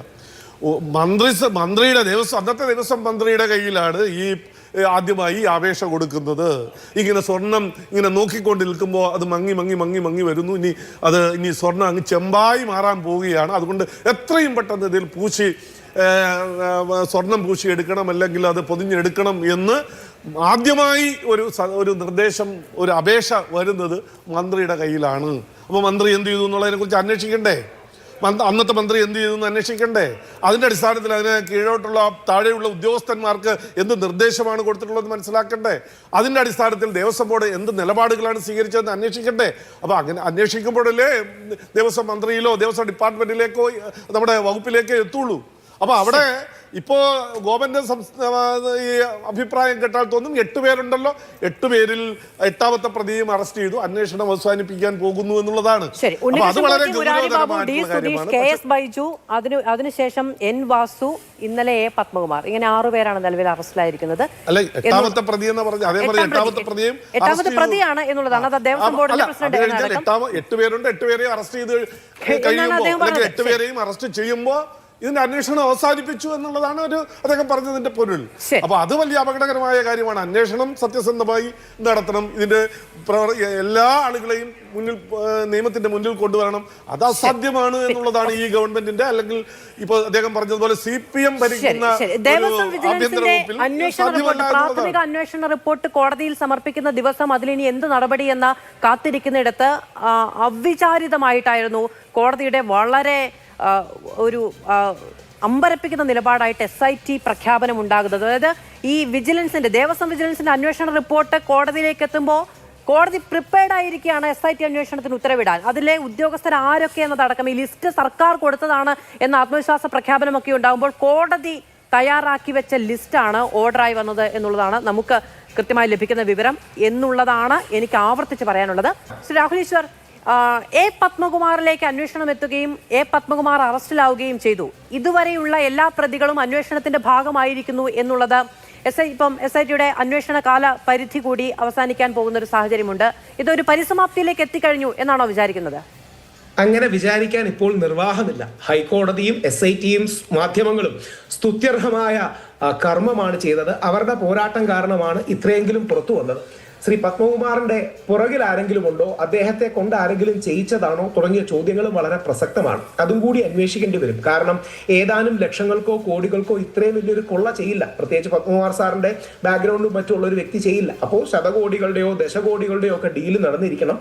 അപ്പൊ ഉദാഹരണം ഹൈക്കോടതി തന്നെ സൂചിപ്പിച്ച സുഭാഷ് കപൂർ അടക്കമുള്ള ആൾക്കാർ. സുഭാഷ് കപൂറിന് 1300 കോടിയോളം രൂപയുടെ ഒരു ആന്റിക് സ്മഗ്ലിംഗ് മാർക്കറ്റാണ് ഉള്ളത്.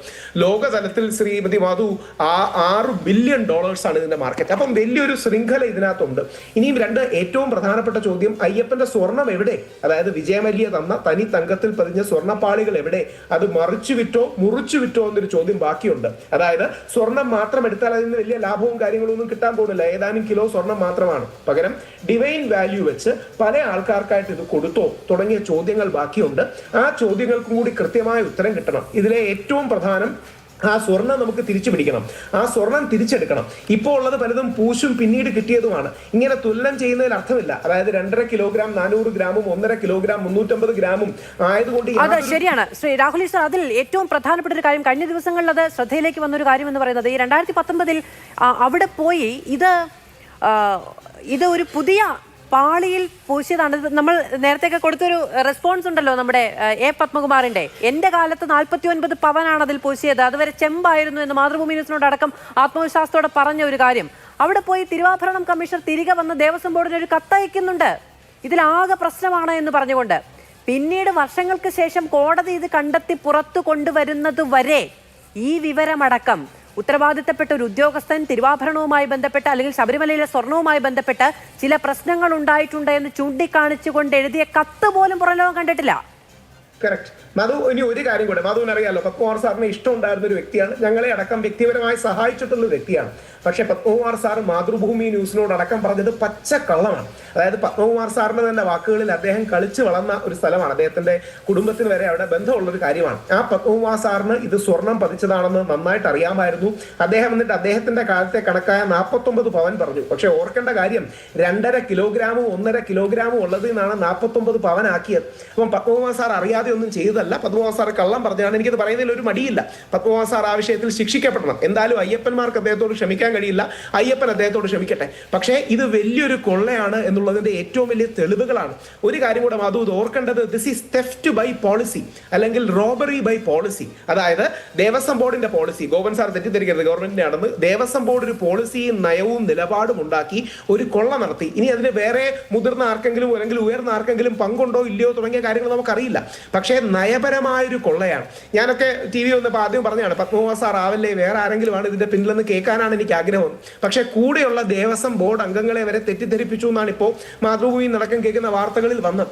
അപ്പോൾ ബോധപൂർവം നയമുണ്ടാക്കി ബാക്കി ആൾക്കാരെ തെറ്റിദ്ധരിപ്പിച്ച് ഈ സ്വർണ്ണക്കൊള്ള നടത്തി. ഉണ്ണികൃഷ്ണന് ഈ ബാക്കി സംസ്ഥാനങ്ങളിൽ നല്ല ബന്ധമുണ്ട്, വ്യത്യസ്ത ഭാഷകളൊക്കെ സംസാരിക്കുന്ന ആൾക്കാരാണ്. അപ്പോൾ അവിടുത്തെ ബിസിനസ്സുകാർക്കടക്കം ഇത് മറിച്ചു വിറ്റിരിക്കാനാണ് സാധ്യത. ഈ മറിച്ചു വിൽക്കുന്നതിന്റെ ചോദ്യം ഇല്ലാതാക്കാൻ വേണ്ടിയാണ് ഇയാൾ ഈ സ്വർണം അല്ലെങ്കിൽ ചെമ്പുരുക്കി സ്വർണം അഴിച്ചെടുത്തു എന്നൊക്കെ പറയുന്നത്. അപ്പോൾ ഈ കള്ളത്തരം യഥാർത്ഥത്തിൽ ഈ 39 ദിവസം കൊടുത്തതിന്റെ കാര്യവും ഈ രീതിയിൽ റെപ്ലിക്ക ഉണ്ടാക്കാനാണ്. മാധു, ഏറ്റവും വേദനയോടെ പറയട്ടെ, ശബരിമല ഇപ്പൊ ഇരിക്കുന്ന ഡ്യൂപ്ലിക്കേറ്റ് ആണ്. അതായത് ശബരിമല ഇപ്പൊ ഇരിക്കുന്ന വാതിൽപ്പടികളാണെങ്കിലും ദ്വാരപാലക ശില്പങ്ങളാണെങ്കിലും ഡ്യൂപ്ലിക്കേറ്റ് ആണ്. അപ്പോൾ ഒറിജിനൽ എവിടെയെന്ന് നമുക്കറിയണം, അത് തിരിച്ചെടുക്കണം. ഈ മേടിച്ചവരൊന്നും ഇത് അറിയാതെ മേടിച്ചായിരിക്കും കേട്ടോ, മേടിച്ചവരൊക്കെ വിശ്വാസത്തിന്റെ പേര് മേടിച്ചതായിരിക്കും. പക്ഷേ ഇത് നമ്മൾ തിരിച്ചെടുക്കണം. ഇവരിൽ നിന്ന് ശക്തമായ നടപടി ഉണ്ടാകണം. ഇതിന്റെ പുറകിൽ ആരെങ്കിലും ഉണ്ടെങ്കിൽ, ഇപ്പം ചില ആൾക്കാരുടെ പേര് വരുന്നുണ്ട്, ഞാൻ അവരുടെ ഒന്നും പേര് പറയാത്തത് കോടതി വിധികളിൽ അവരുടെ പേരില്ല എന്നുള്ളത് കൊണ്ട് മാത്രമാണ്.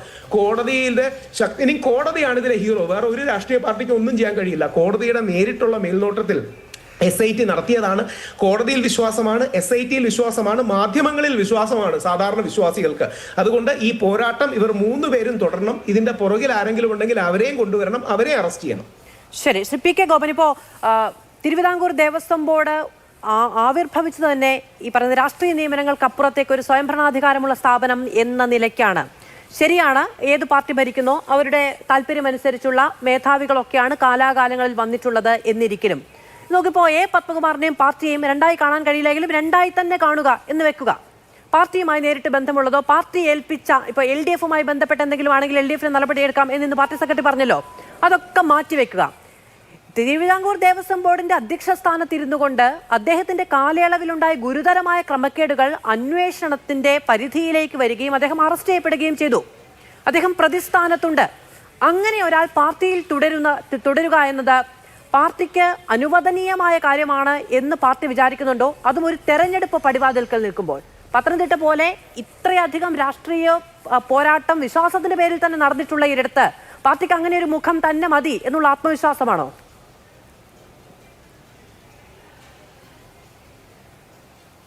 ശ്രീമതി മാധു, നിങ്ങൾ CPM ആലോചിക്കാത്തതും ആഗ്രഹിക്കാത്തതും പറയാത്തതുമായ കാര്യങ്ങൾ CPIMന്റെ തലയിൽ വെച്ച് നിങ്ങൾ വ്യാഖ്യാനിക്കുകയാണ്.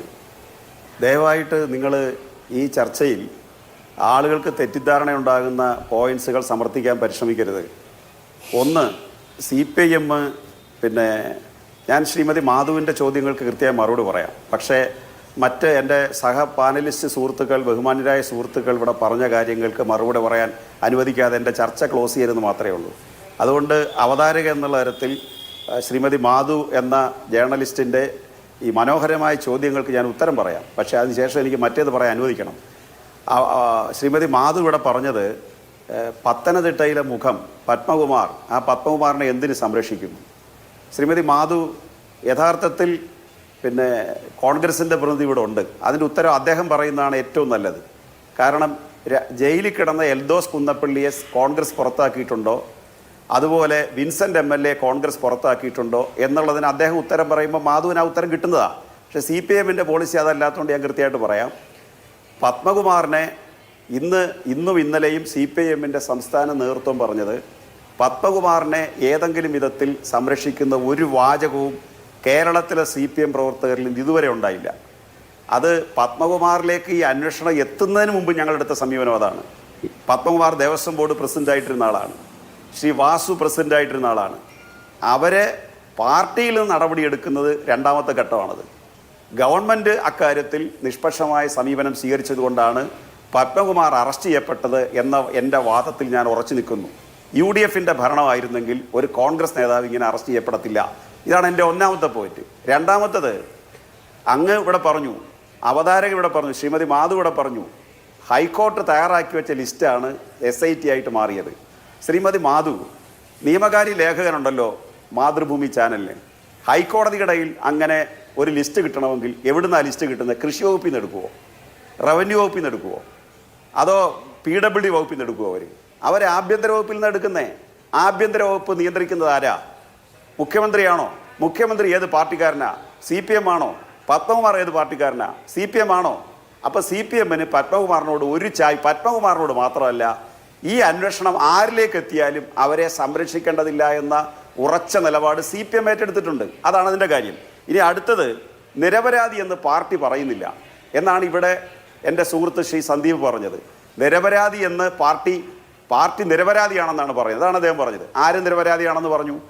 ഞങ്ങൾ ഇതുവരെ ശ്രീ വാസുവോ ശ്രീ പത്മകുമാറോ നിരപരാധിയാണെന്ന് CPMൻ്റെ ഏതെങ്കിലും ഒരാൾ പറഞ്ഞ ഒരു ക്ലിപ്പിങ്സ് നിങ്ങൾ കാണിക്കും.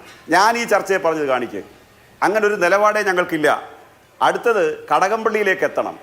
കടകംപള്ളിയിലേക്ക് എത്തണമെന്ന് പ്രതിപക്ഷ നേതാവോ പ്രതിപക്ഷ രാഷ്ട്രീയ പാർട്ടികളോ ലിസ്റ്റ് കൊടുക്കുന്ന ആളെ ഹൈക്കോടതി ചെന്നിട്ട് SIT ഉദ്യോഗസ്ഥരെ വിളിച്ച് ലിസ്റ്റ് കൊടുക്കും. നാളെ അറസ്റ്റ് ചെയ്യേണ്ട ആളിന്നതാ, കേസ് ചെല്ലേണ്ടത് എങ്ങനെയാ? ഇത്രയും സത്യസന്ധമായി അന്വേഷിക്കുന്ന SITക്ക് കടകംപള്ളിയിലേക്ക് എത്തുന്നതിന് വല്ല പ്രയാസമുണ്ടോ? കടകംപള്ളി തെറ്റ് ചെയ്തിട്ടുണ്ടെങ്കിൽ കടകംപള്ളി അതിന് പരസ്യമായി കൊടുത്ത വിശദീകരണം എന്താ? ദേവസ്വം ബോർഡ് എന്നുള്ളത് സ്വതന്ത്ര സംവിധാനമാണ്, അവിടുത്തെ കാര്യങ്ങളിൽ ഗവൺമെൻറ് ഇടപെടണ്ട. ഗവൺമെൻറ് ഇടപെടുന്ന എപ്പോഴാ? അത് ഞങ്ങളൊക്കെ പലപ്പോഴും ഇവിടെ ഫ്ലോറിൽ പറഞ്ഞിട്ടുണ്ട്. മണ്ഡല മകരവിളക്ക് കാലത്ത് വിവിധ ഡിപ്പാർട്ട്മെൻറ്റുകളെ കോർഡിനേറ്റ് ചെയ്യുന്നതിന് മാത്രമാണ് ഗവൺമെൻറ് റോൾ. ഇന്നിപ്പോൾ നമ്മുടെ വാസവ മിനിസ്റ്റർ പത്രക്കാരോട് പറഞ്ഞിട്ട് പോയാൽ അറിയാവോ, എനിക്ക് പ്രതികരിക്കാൻ പറ്റില്ല, മീഡിയ ബ്രീഫിംഗ് പറ്റില്ല. എന്തുകൊണ്ട്? ബഹുമാനപ്പെട്ട ഇലക്ഷൻ കമ്മീഷൻ ഇങ്ങനെ ഒരു നിർദ്ദേശം വെച്ചിട്ടുണ്ട്, പക്ഷേ എനിക്ക് അവിടെ കോർഡിനേറ്റ് ചെയ്യാനുള്ള ഉത്തരവാദിത്വമുണ്ട്. ആ ഉത്തരവാദിത്വം ഇലക്ഷൻ കമ്മീഷൻ അംഗീകരിച്ചുകൊണ്ട് ഞാനത് ചെയ്യുന്നു. ഇതാണ് എൻ്റെ കാര്യം. ഇനി കോൺഗ്രസിൻ്റെ പ്രതിയുടെ കയ്യിൽ തെളിവുണ്ടോ? പ്രതിപക്ഷ നേതാവ് ഉന്നയിക്കുന്ന ഏതെങ്കിലും കാര്യത്തിൽ തെളിവുണ്ടോ? അവസാനം എവിടെ എത്തി നിൽക്കുന്നു? അവർ പറഞ്ഞത് മാധ്യമങ്ങളാണ് പറയുന്നതെന്നാ. ഈ മാധ്യമങ്ങളെ വിശ്വസിച്ചുകൊണ്ടാണോ എൻ്റെ ബഹുമാന്യ സുഹൃത്തെ നിങ്ങൾ ഈ ചർച്ചയ്ക്ക് വന്നിരിക്കുന്നത്? 11 വയസ്സുള്ള കുട്ടിക്ക് പഠിക്കാൻ പൈസ കൈക്കൂലി വാങ്ങിച്ചെന്ന് പറഞ്ഞ് ED നോട്ടീസ് അയച്ചിട്ട് 2-3 ദിവസക്കാലം കേരളത്തിൽ ഈ മാധ്യമങ്ങൾ ആഘോഷിച്ചതാ. അത് കേട്ടോണ്ട ഒരു കുഴൽനാടൻ സുപ്രീം കോടതി പോയി. അവസാനം സുപ്രീം കോടതി പറഞ്ഞ് ഇവിടുന്ന് ഇറങ്ങിപ്പോയില്ലെങ്കിൽ 10 ലക്ഷം രൂപ വിധിക്കുമെന്ന് പറഞ്ഞു. ആ കേസും കൊണ്ടിക്ക് പോരുന്നത്. അതുകൊണ്ട് മാധ്യമങ്ങളെ ഡിപ്പെൻഡ് ചെയ്ത് ഇടതുപക്ഷ മുന്നണി ഗവൺമെൻറ്റിനെതിരായിട്ട് തെളിവായിട്ട് നടന്നിട്ട് യാതൊരു കാര്യമില്ല. കാരണം മാധ്യമങ്ങളുടെ കയ്യിലുള്ളത് ഒരു വലതുപക്ഷ രാഷ്ട്രീയമാണ്. ആ വലതുപക്ഷ രാഷ്ട്രീയം നടപ്പിലാക്കാൻ അവർ ജനങ്ങളെ തെറ്റിദ്ധരിപ്പിക്കാൻ ഒരുപാട് കാര്യം പറയും. ഉത്തരവാദിത്തപ്പെട്ട രാഷ്ട്രീയ പാർട്ടിക്കാർ ചെയ്യേണ്ടത് ശരിയായ തെളിവിൻ്റെ അടിസ്ഥാനത്തിൽ ആരോപണം ഉന്നയിച്ചാൽ ആ ആരോപണം ജനങ്ങൾ വിലകൽപ്പിക്കും. എന്തുകൊണ്ടാണ് കേരളത്തിലെ പ്രതിപക്ഷത്തിന് ഇപ്പോൾ വിലയില്ലാതെ പോയത്? ED സ്വർണ്ണക്കേസും ഈന്തപ്പഴുക്കൊരു സ്വർണ്ണക്കേസും ഖുറാൻ സ്വർണ്ണക്കേസും എക്സാലോജിക്കും സകലതും പൊളിഞ്ഞ് പാളീസായി. എന്തുകൊണ്ടാണ്? നിങ്ങൾ പറയുന്നതിനകത്ത് ഒരു യാഥാർത്ഥ്യമില്ല, തെളിവില്ല. കോടതി ചെന്നിട്ട് കോടതി കൊടയുക മാത്രമല്ല, കാശ് പിടിച്ചു വാങ്ങിക്കും. മര്യാദയ്ക്ക് ഇവിടുന്ന് ഇറങ്ങിപ്പോയില്ലെങ്കിൽ എന്നൊരു MLA ബഹുമാനപ്പെട്ട സുപ്രീം കോടതി പറയുന്നിടത്തേക്ക് എത്തിയ അധപ്പതിച്ച ഒരു പ്രതിപക്ഷമായിട്ട് പോയതിൻ്റെ ഉത്തരവാദിത്വം, നിങ്ങൾ ഉത്തരവാദിത്തോടൊരു കാര്യം പറഞ്ഞിരുന്നെങ്കിൽ, സത്യസന്ധമായ ഒരു കാര്യം പറഞ്ഞിരുന്നെങ്കിൽ ജനങ്ങൾക്ക് നിങ്ങളിൽ ക്രെഡിബിലിറ്റി ഉണ്ടായിനി. നിങ്ങൾക്ക് ക്രെഡിബിലിറ്റി ഇല്ല, പല മാധ്യമങ്ങൾക്ക് ക്രെഡിബിലിറ്റി ഇല്ല. രാവിലെ മുതൽ വെച്ച് കാച്ചിക്കൊണ്ടിരുന്നാലും ശരി, സത്യസന്ധമാണെന്ന് തോന്നുന്ന കാര്യങ്ങൾ ജനങ്ങൾ വിശ്വസിക്കും, അല്ലെങ്കിൽ ജനങ്ങൾ വിശ്വസിക്കില്ല. ശബരിമല കേസിലും അത് തന്നെയാണ് സംഭവിച്ചത്. 8 പ്രതികൾ. ഇവിടെ ബഹുമാന്യനായ എൻ്റെ സുഹൃത്ത് BJPയുടെ അഭിവന്ദ്യനായ നേതാവ് പത്മകുമാർ സാർ പറഞ്ഞത്, ഇത് ഗോപൻ പറഞ്ഞ് 8 പേരിൽ ഇത് ക്ലോസ് ചെയ്യാൻ പോവാന്ന്. സാർ അങ്ങനെ തെറ്റിദ്ധരിപ്പിച്ച് പറയേ വേണ്ട. 8 പ്രതികളെയാണ് ലിസ്റ്റ് ചെയ്യപ്പെട്ടത്. ആ 8 പ്രതികളിൽ 8ാമത്തെ പ്രതിയിൽ എത്തിക്കഴിഞ്ഞു. ഇനിയുള്ളത് SITയുടെ അന്വേഷണത്തിൽ 9ാമത്തെ പ്രതി വന്നോട്ടെ, 10ാമത്തെ വന്നോട്ടെ, അത് ക്ലോസിംഗ് അല്ല. അതുകൊണ്ടാണ് ഇത്തരം ദുർവ്യാഖ്യാനം ഉണ്ടാവുമെന്നുള്ളതുകൊണ്ട് ഞങ്ങളെപ്പോലെ വളരെ വളരെ വളരെ സാധാരണക്കാരായി പറയുന്നതിനെ പോലും ദുർവ്യാഖ്യാനിക്കുന്നെങ്കിൽ മുഖ്യമന്ത്രി ആദ്യം പറഞ്ഞു അതുകൊണ്ടാണ് ഒരു മെസ്സേജ് കൊടുക്കാനില്ല. എല്ലാ തരത്തിലും ആരെയാണോ കണ്ടുപിടിക്കുന്നത് അവർ ശിക്ഷിക്കപ്പെടട്ടെ, അതല്ലാതെ ഗവൺമെൻറ്റിൻ്റെ ഭാഗത്ത് ഒരു മെസ്സേജ് കൊടുക്കാനില്ലെന്നുള്ളതുകൊണ്ടാണ് മുഖ്യമന്ത്രി ചോദ്യം ചോദിച്ചപ്പോൾ ഈ ശബരിമല കേസിൽ അങ്ങനെ പ്രതികരിച്ചത്. കാരണം അത് ദുർവ്യാഖ്യാനം ചെയ്യും. മുഖ്യമന്ത്രി പറയുമ്പോൾ അത് മെസ്സേജായിട്ട് മാറും എന്നുള്ളതുകൊണ്ട് ദുർവ്യാഖ്യാനം ചെയ്യും. ഈ 8ൽ ഒതുങ്ങണ്ട, എത്ര പേരുണ്ടായിക്കോട്ടെ നമുക്ക് അറസ്റ്റ് ചെയ്യാം. അതിൽ ആർക്കാ തർക്കം? അതിലൊന്നും CPMന് ഒരു പേടിയില്ല. അതുകൊണ്ട് അതിൽ 8 പേര് സാങ്കേതികമായ കാര്യങ്ങളടക്കം ഉത്തരവാദിത്ത ബോധത്തോടെ പറയേണ്ട ഉത്തരവാദിത്തം അങ്ങയിൽ നിക്ഷിപ്തമാണ് എന്നുള്ളത് കൊണ്ട് H. അങ്ങ് ചോദിച്ചല്ലോ മാതൃഭൂമിക്ക് നിയമകാര്യ ലേഖകനില്ലേ എന്നുള്ളത്. ഇതുപോലെ ഒരു ദിവസം ഏതാണ്ട് ഉച്ച സമയത്ത് വാർത്ത വായിക്കാൻ ഞാൻ നിൽക്കുമ്പോഴാണ് ഈ ദേവസ്വം വിജിലൻസിന്റെ റിപ്പോർട്ട് വരികയും അവിചാരിതമായ SIT അന്വേഷണം പ്രഖ്യാപിക്കപ്പെടുകയും ചെയ്തത്. അതിന്റെ തലവനായി എച്ച് വെങ്കടേഷ് പ്രഖ്യാപിക്കപ്പെടുന്നതും അതിന്റെ IOA ആയി ശശിധരൻ പ്രഖ്യാപിക്കപ്പെടുന്നതും കോടതി എടുത്ത പേരിൽ നിന്ന് തന്നെയാണ്. അതിന്റെ അനുമതി വാങ്ങിയതിനു ശേഷം ആയിരുന്നില്ല അങ്ങനെയൊന്ന്. മറ്റ് ഈ പറയുന്ന ഇൻവെസ്റ്റിഗേഷനിലുള്ള മറ്റു ഉദ്യോഗസ്ഥരെ അടക്കം സർക്കാരിനെടുക്കാം, സർക്കാരിന് ആ ലിസ്റ്റിലേക്ക് ചേർക്കാം എന്ന നിർദ്ദേശത്തോടെ സംഘത്തലവനെയും IOAയും അടക്കം കോടതി തന്നെയാണ് നെയിം ചെയ്തത് എന്നുള്ളത്. അതിന് കോടതിക്ക് ദേവസ്വം വിജിലൻസ് അടക്കമുള്ള സംവിധാനങ്ങളുണ്ടെന്നേ. വിജിലൻസിൽ മുമ്പുണ്ടായിരുന്ന ഉദ്യോഗസ്ഥരടക്കം അതിന്റെ ഭാഗവുമായിരുന്നു. അത് വലിയ രാഷ്ട്രീയ വിമർശനത്തിന് വേറെ വഴിവെച്ചിരുന്നുവെങ്കിലും കോടതി, അതായത് ഹൈക്കോടതി ശബരിമലയുമായി ബന്ധപ്പെട്ട കാര്യങ്ങളിൽ വളരെ ആക്റ്റീവായ, ദേവസ്വം ബെഞ്ച് ആക്റ്റീവായ സ്റ്റെപ്പ് എടുത്തു പോകുന്ന ഒരു സംവിധാനമാണ്. അതിന് ഈ ആഭ്യന്തര വകുപ്പിൽ നിന്ന് നേരിട്ട് ലിസ്റ്റ് എടുക്കണം എന്നതില്ല എന്നുള്ളതിനാണ് ഞാൻ ഇപ്പോഴും ആത്മവിശ്വാസത്തോടു കൂടി പറയാൻ താല്പര്യമുണ്ട്. മാത്രമല്ല, ഈ ചർച്ചയ്ക്കിടയിൽ തന്നെ അങ്ങ് നേരത്തെ പറഞ്ഞ നിയമകാര്യ ലേഖകനോട് ഇവിടെ നിന്ന് ഒന്നുകൂടി അത് ക്ലാരിഫൈ ചെയ്തതിന് ശേഷം കൂടിയാണ്, ആത്മവിശ്വാസത്തിലാണ് ഞാൻ പറയുന്നത്, കോടതിയാണ് പ്രധാനപ്പെട്ട ഉദ്യോഗസ്ഥരുടെ അടക്കം ലിസ്റ്റ് മുന്നോട്ട് വെച്ചത് എന്നുള്ളത് ഒന്നാമത്തെ കാര്യം. രണ്ടാമത്തെ കാര്യം, ഇതിൽ മാധ്യമങ്ങളുടെ കയ്യിൽ തെളിവില്ലായിരുന്നു എങ്കിൽ, മാതൃഭൂമിക്ക് തെളിവുണ്ടായിരുന്നു സാർ. നേരത്തെ ഇന്നലെയും ഇന്നുമായി A. പത്മകുമാർ, ഇതിനു മുൻപ് ഒരു ദിവസം ഇതേപോലെ A. പത്മകുമാറോട് ഞാൻ സംസാരിക്കുമ്പോഴാണ് പറഞ്ഞത് ചെമ്പാണ് എന്ന്. ചെമ്പല്ലായിരുന്നു എന്ന് ഞങ്ങൾക്ക് ഉത്തമ ബോധ്യമുണ്ടായിരുന്നു. 98-ൽ വിജയ് മല്യ പതിപ്പിച്ച തങ്കമടക്കമുള്ള ശ്രീകോവിലിന്റെ ചിത്രങ്ങൾ മാതൃഭൂമി പത്രത്തിന്റെ ആർക്കൈവിൽ നിന്ന് ഞങ്ങൾ എടുത്ത് വാർത്ത ചെയ്തു. ചെമ്പായിരുന്നു എന്ന് A. പത്മകുമാർ പറഞ്ഞത് ചെമ്പായിപ്പോയി. ഞങ്ങൾ പറഞ്ഞ വാർത്ത സ്വർണം പോലെ തിളങ്ങി നിന്നു.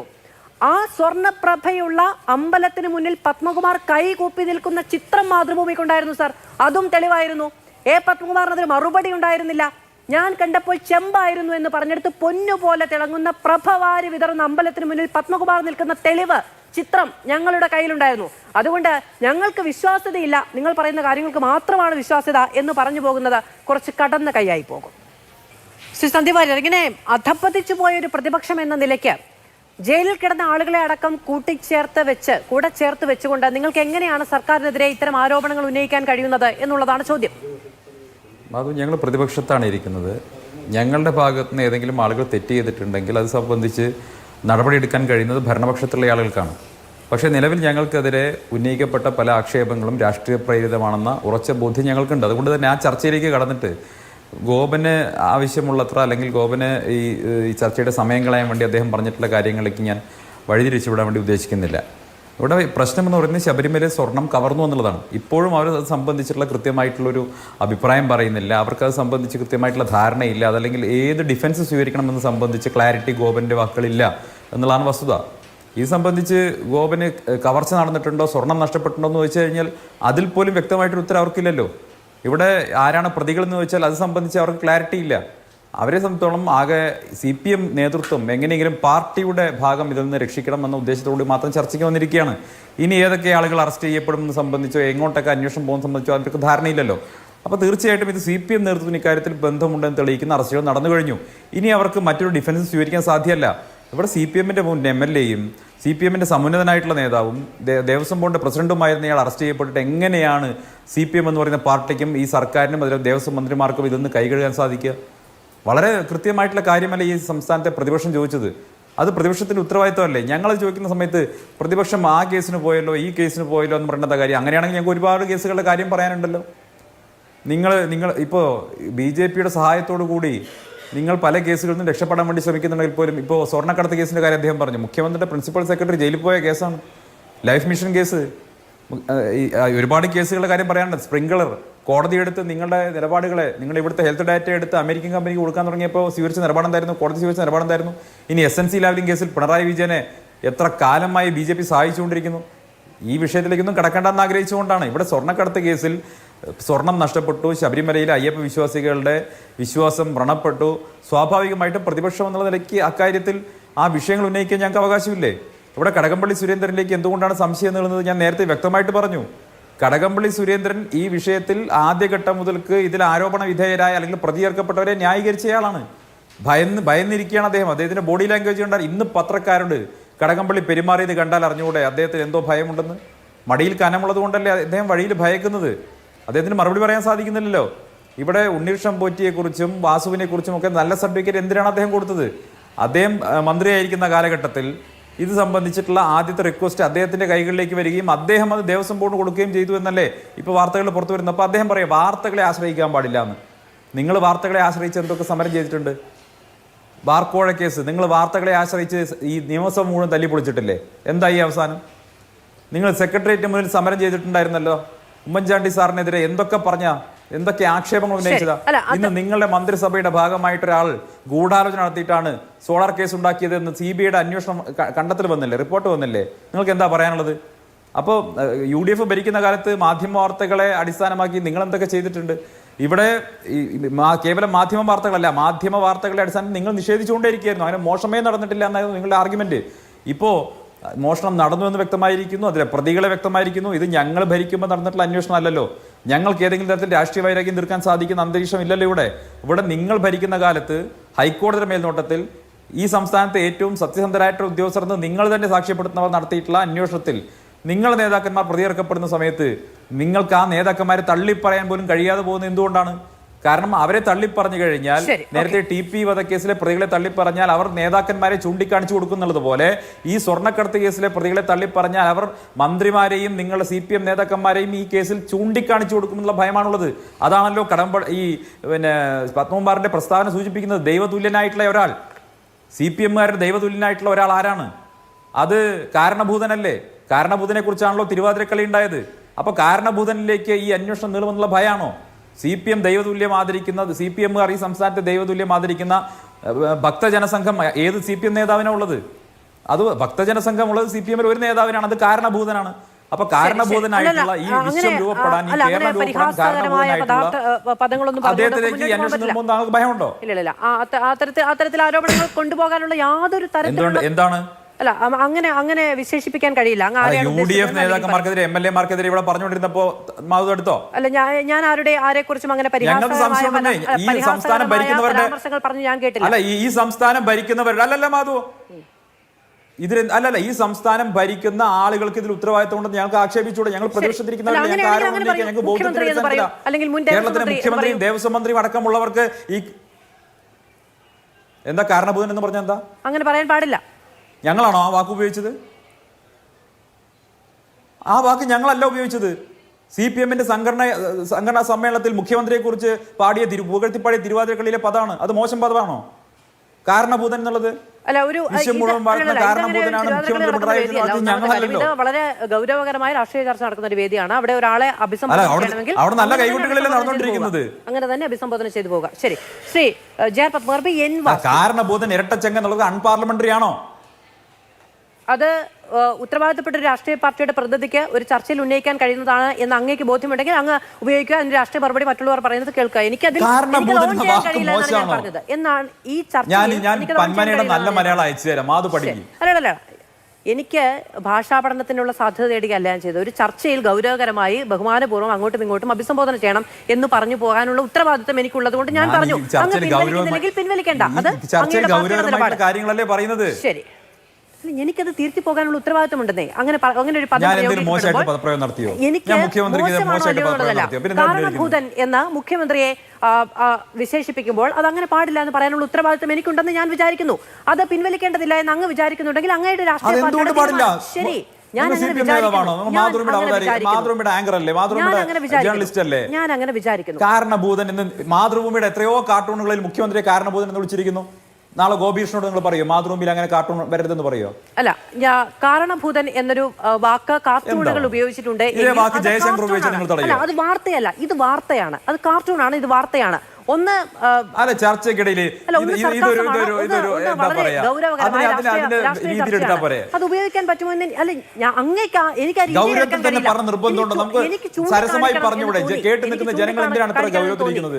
കുറച്ച് സരസമായിട്ട് ചർച്ചയിൽ പങ്കെടുത്തുകൂടെ? എന്താണ് രാഷ്ട്രീയ പാർട്ടിയുടെ നേതാവ് സംസാരിക്കണം? അത് രാഷ്ട്രീയ പാർട്ടി നേതാവിനോടുള്ള ബഹുമാനമല്ല. സംസ്ഥാനത്തിന്റെ മുഖ്യമന്ത്രി എന്ന നിലയ്ക്ക് അദ്ദേഹത്തെ മറ്റൊരു പേര് വിളിച്ച് അഭിസംബോധന ചെയ്യുക എന്ന് പറയുന്നത് പിന്നെ സംസ്ഥാനത്തെ മുഖ്യമന്ത്രി ഞാൻ തിരുത്തി. അങ്ങേക്കത് പിൻവലിക്കാൻ തർക്കമല്ല.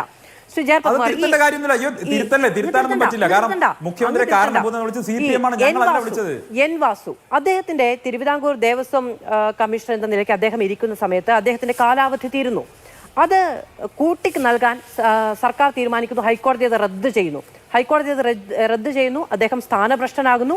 പിന്നീട് അദ്ദേഹം തിരുവിതാംകൂർ ദേവസ്വം ബോർഡ് പ്രസിഡന്റായി വരുന്നു. രാഷ്ട്രീയ താല്പര്യമില്ല എന്ന് പറഞ്ഞാൽ പച്ചവെള്ളം പോലെ ഇത് നമുക്ക് കൃത്യമായ മറുപടി തരുന്നൊരു നടപടിക്രമമാണ്. ഒരിക്കലല്ല. അദ്ദേഹം CPM വേണ്ടിയിട്ട് അല്ലെങ്കിൽ ഇടതുപക്ഷ ഗവൺമെൻറ്റിൻ്റെ ഒരു നയം നടപ്പിലാക്കാൻ വിശ്വാസികളെ ദ്രോഹിക്കുന്ന ഒരു നയം ഉണ്ടായിരുന്നല്ലോ.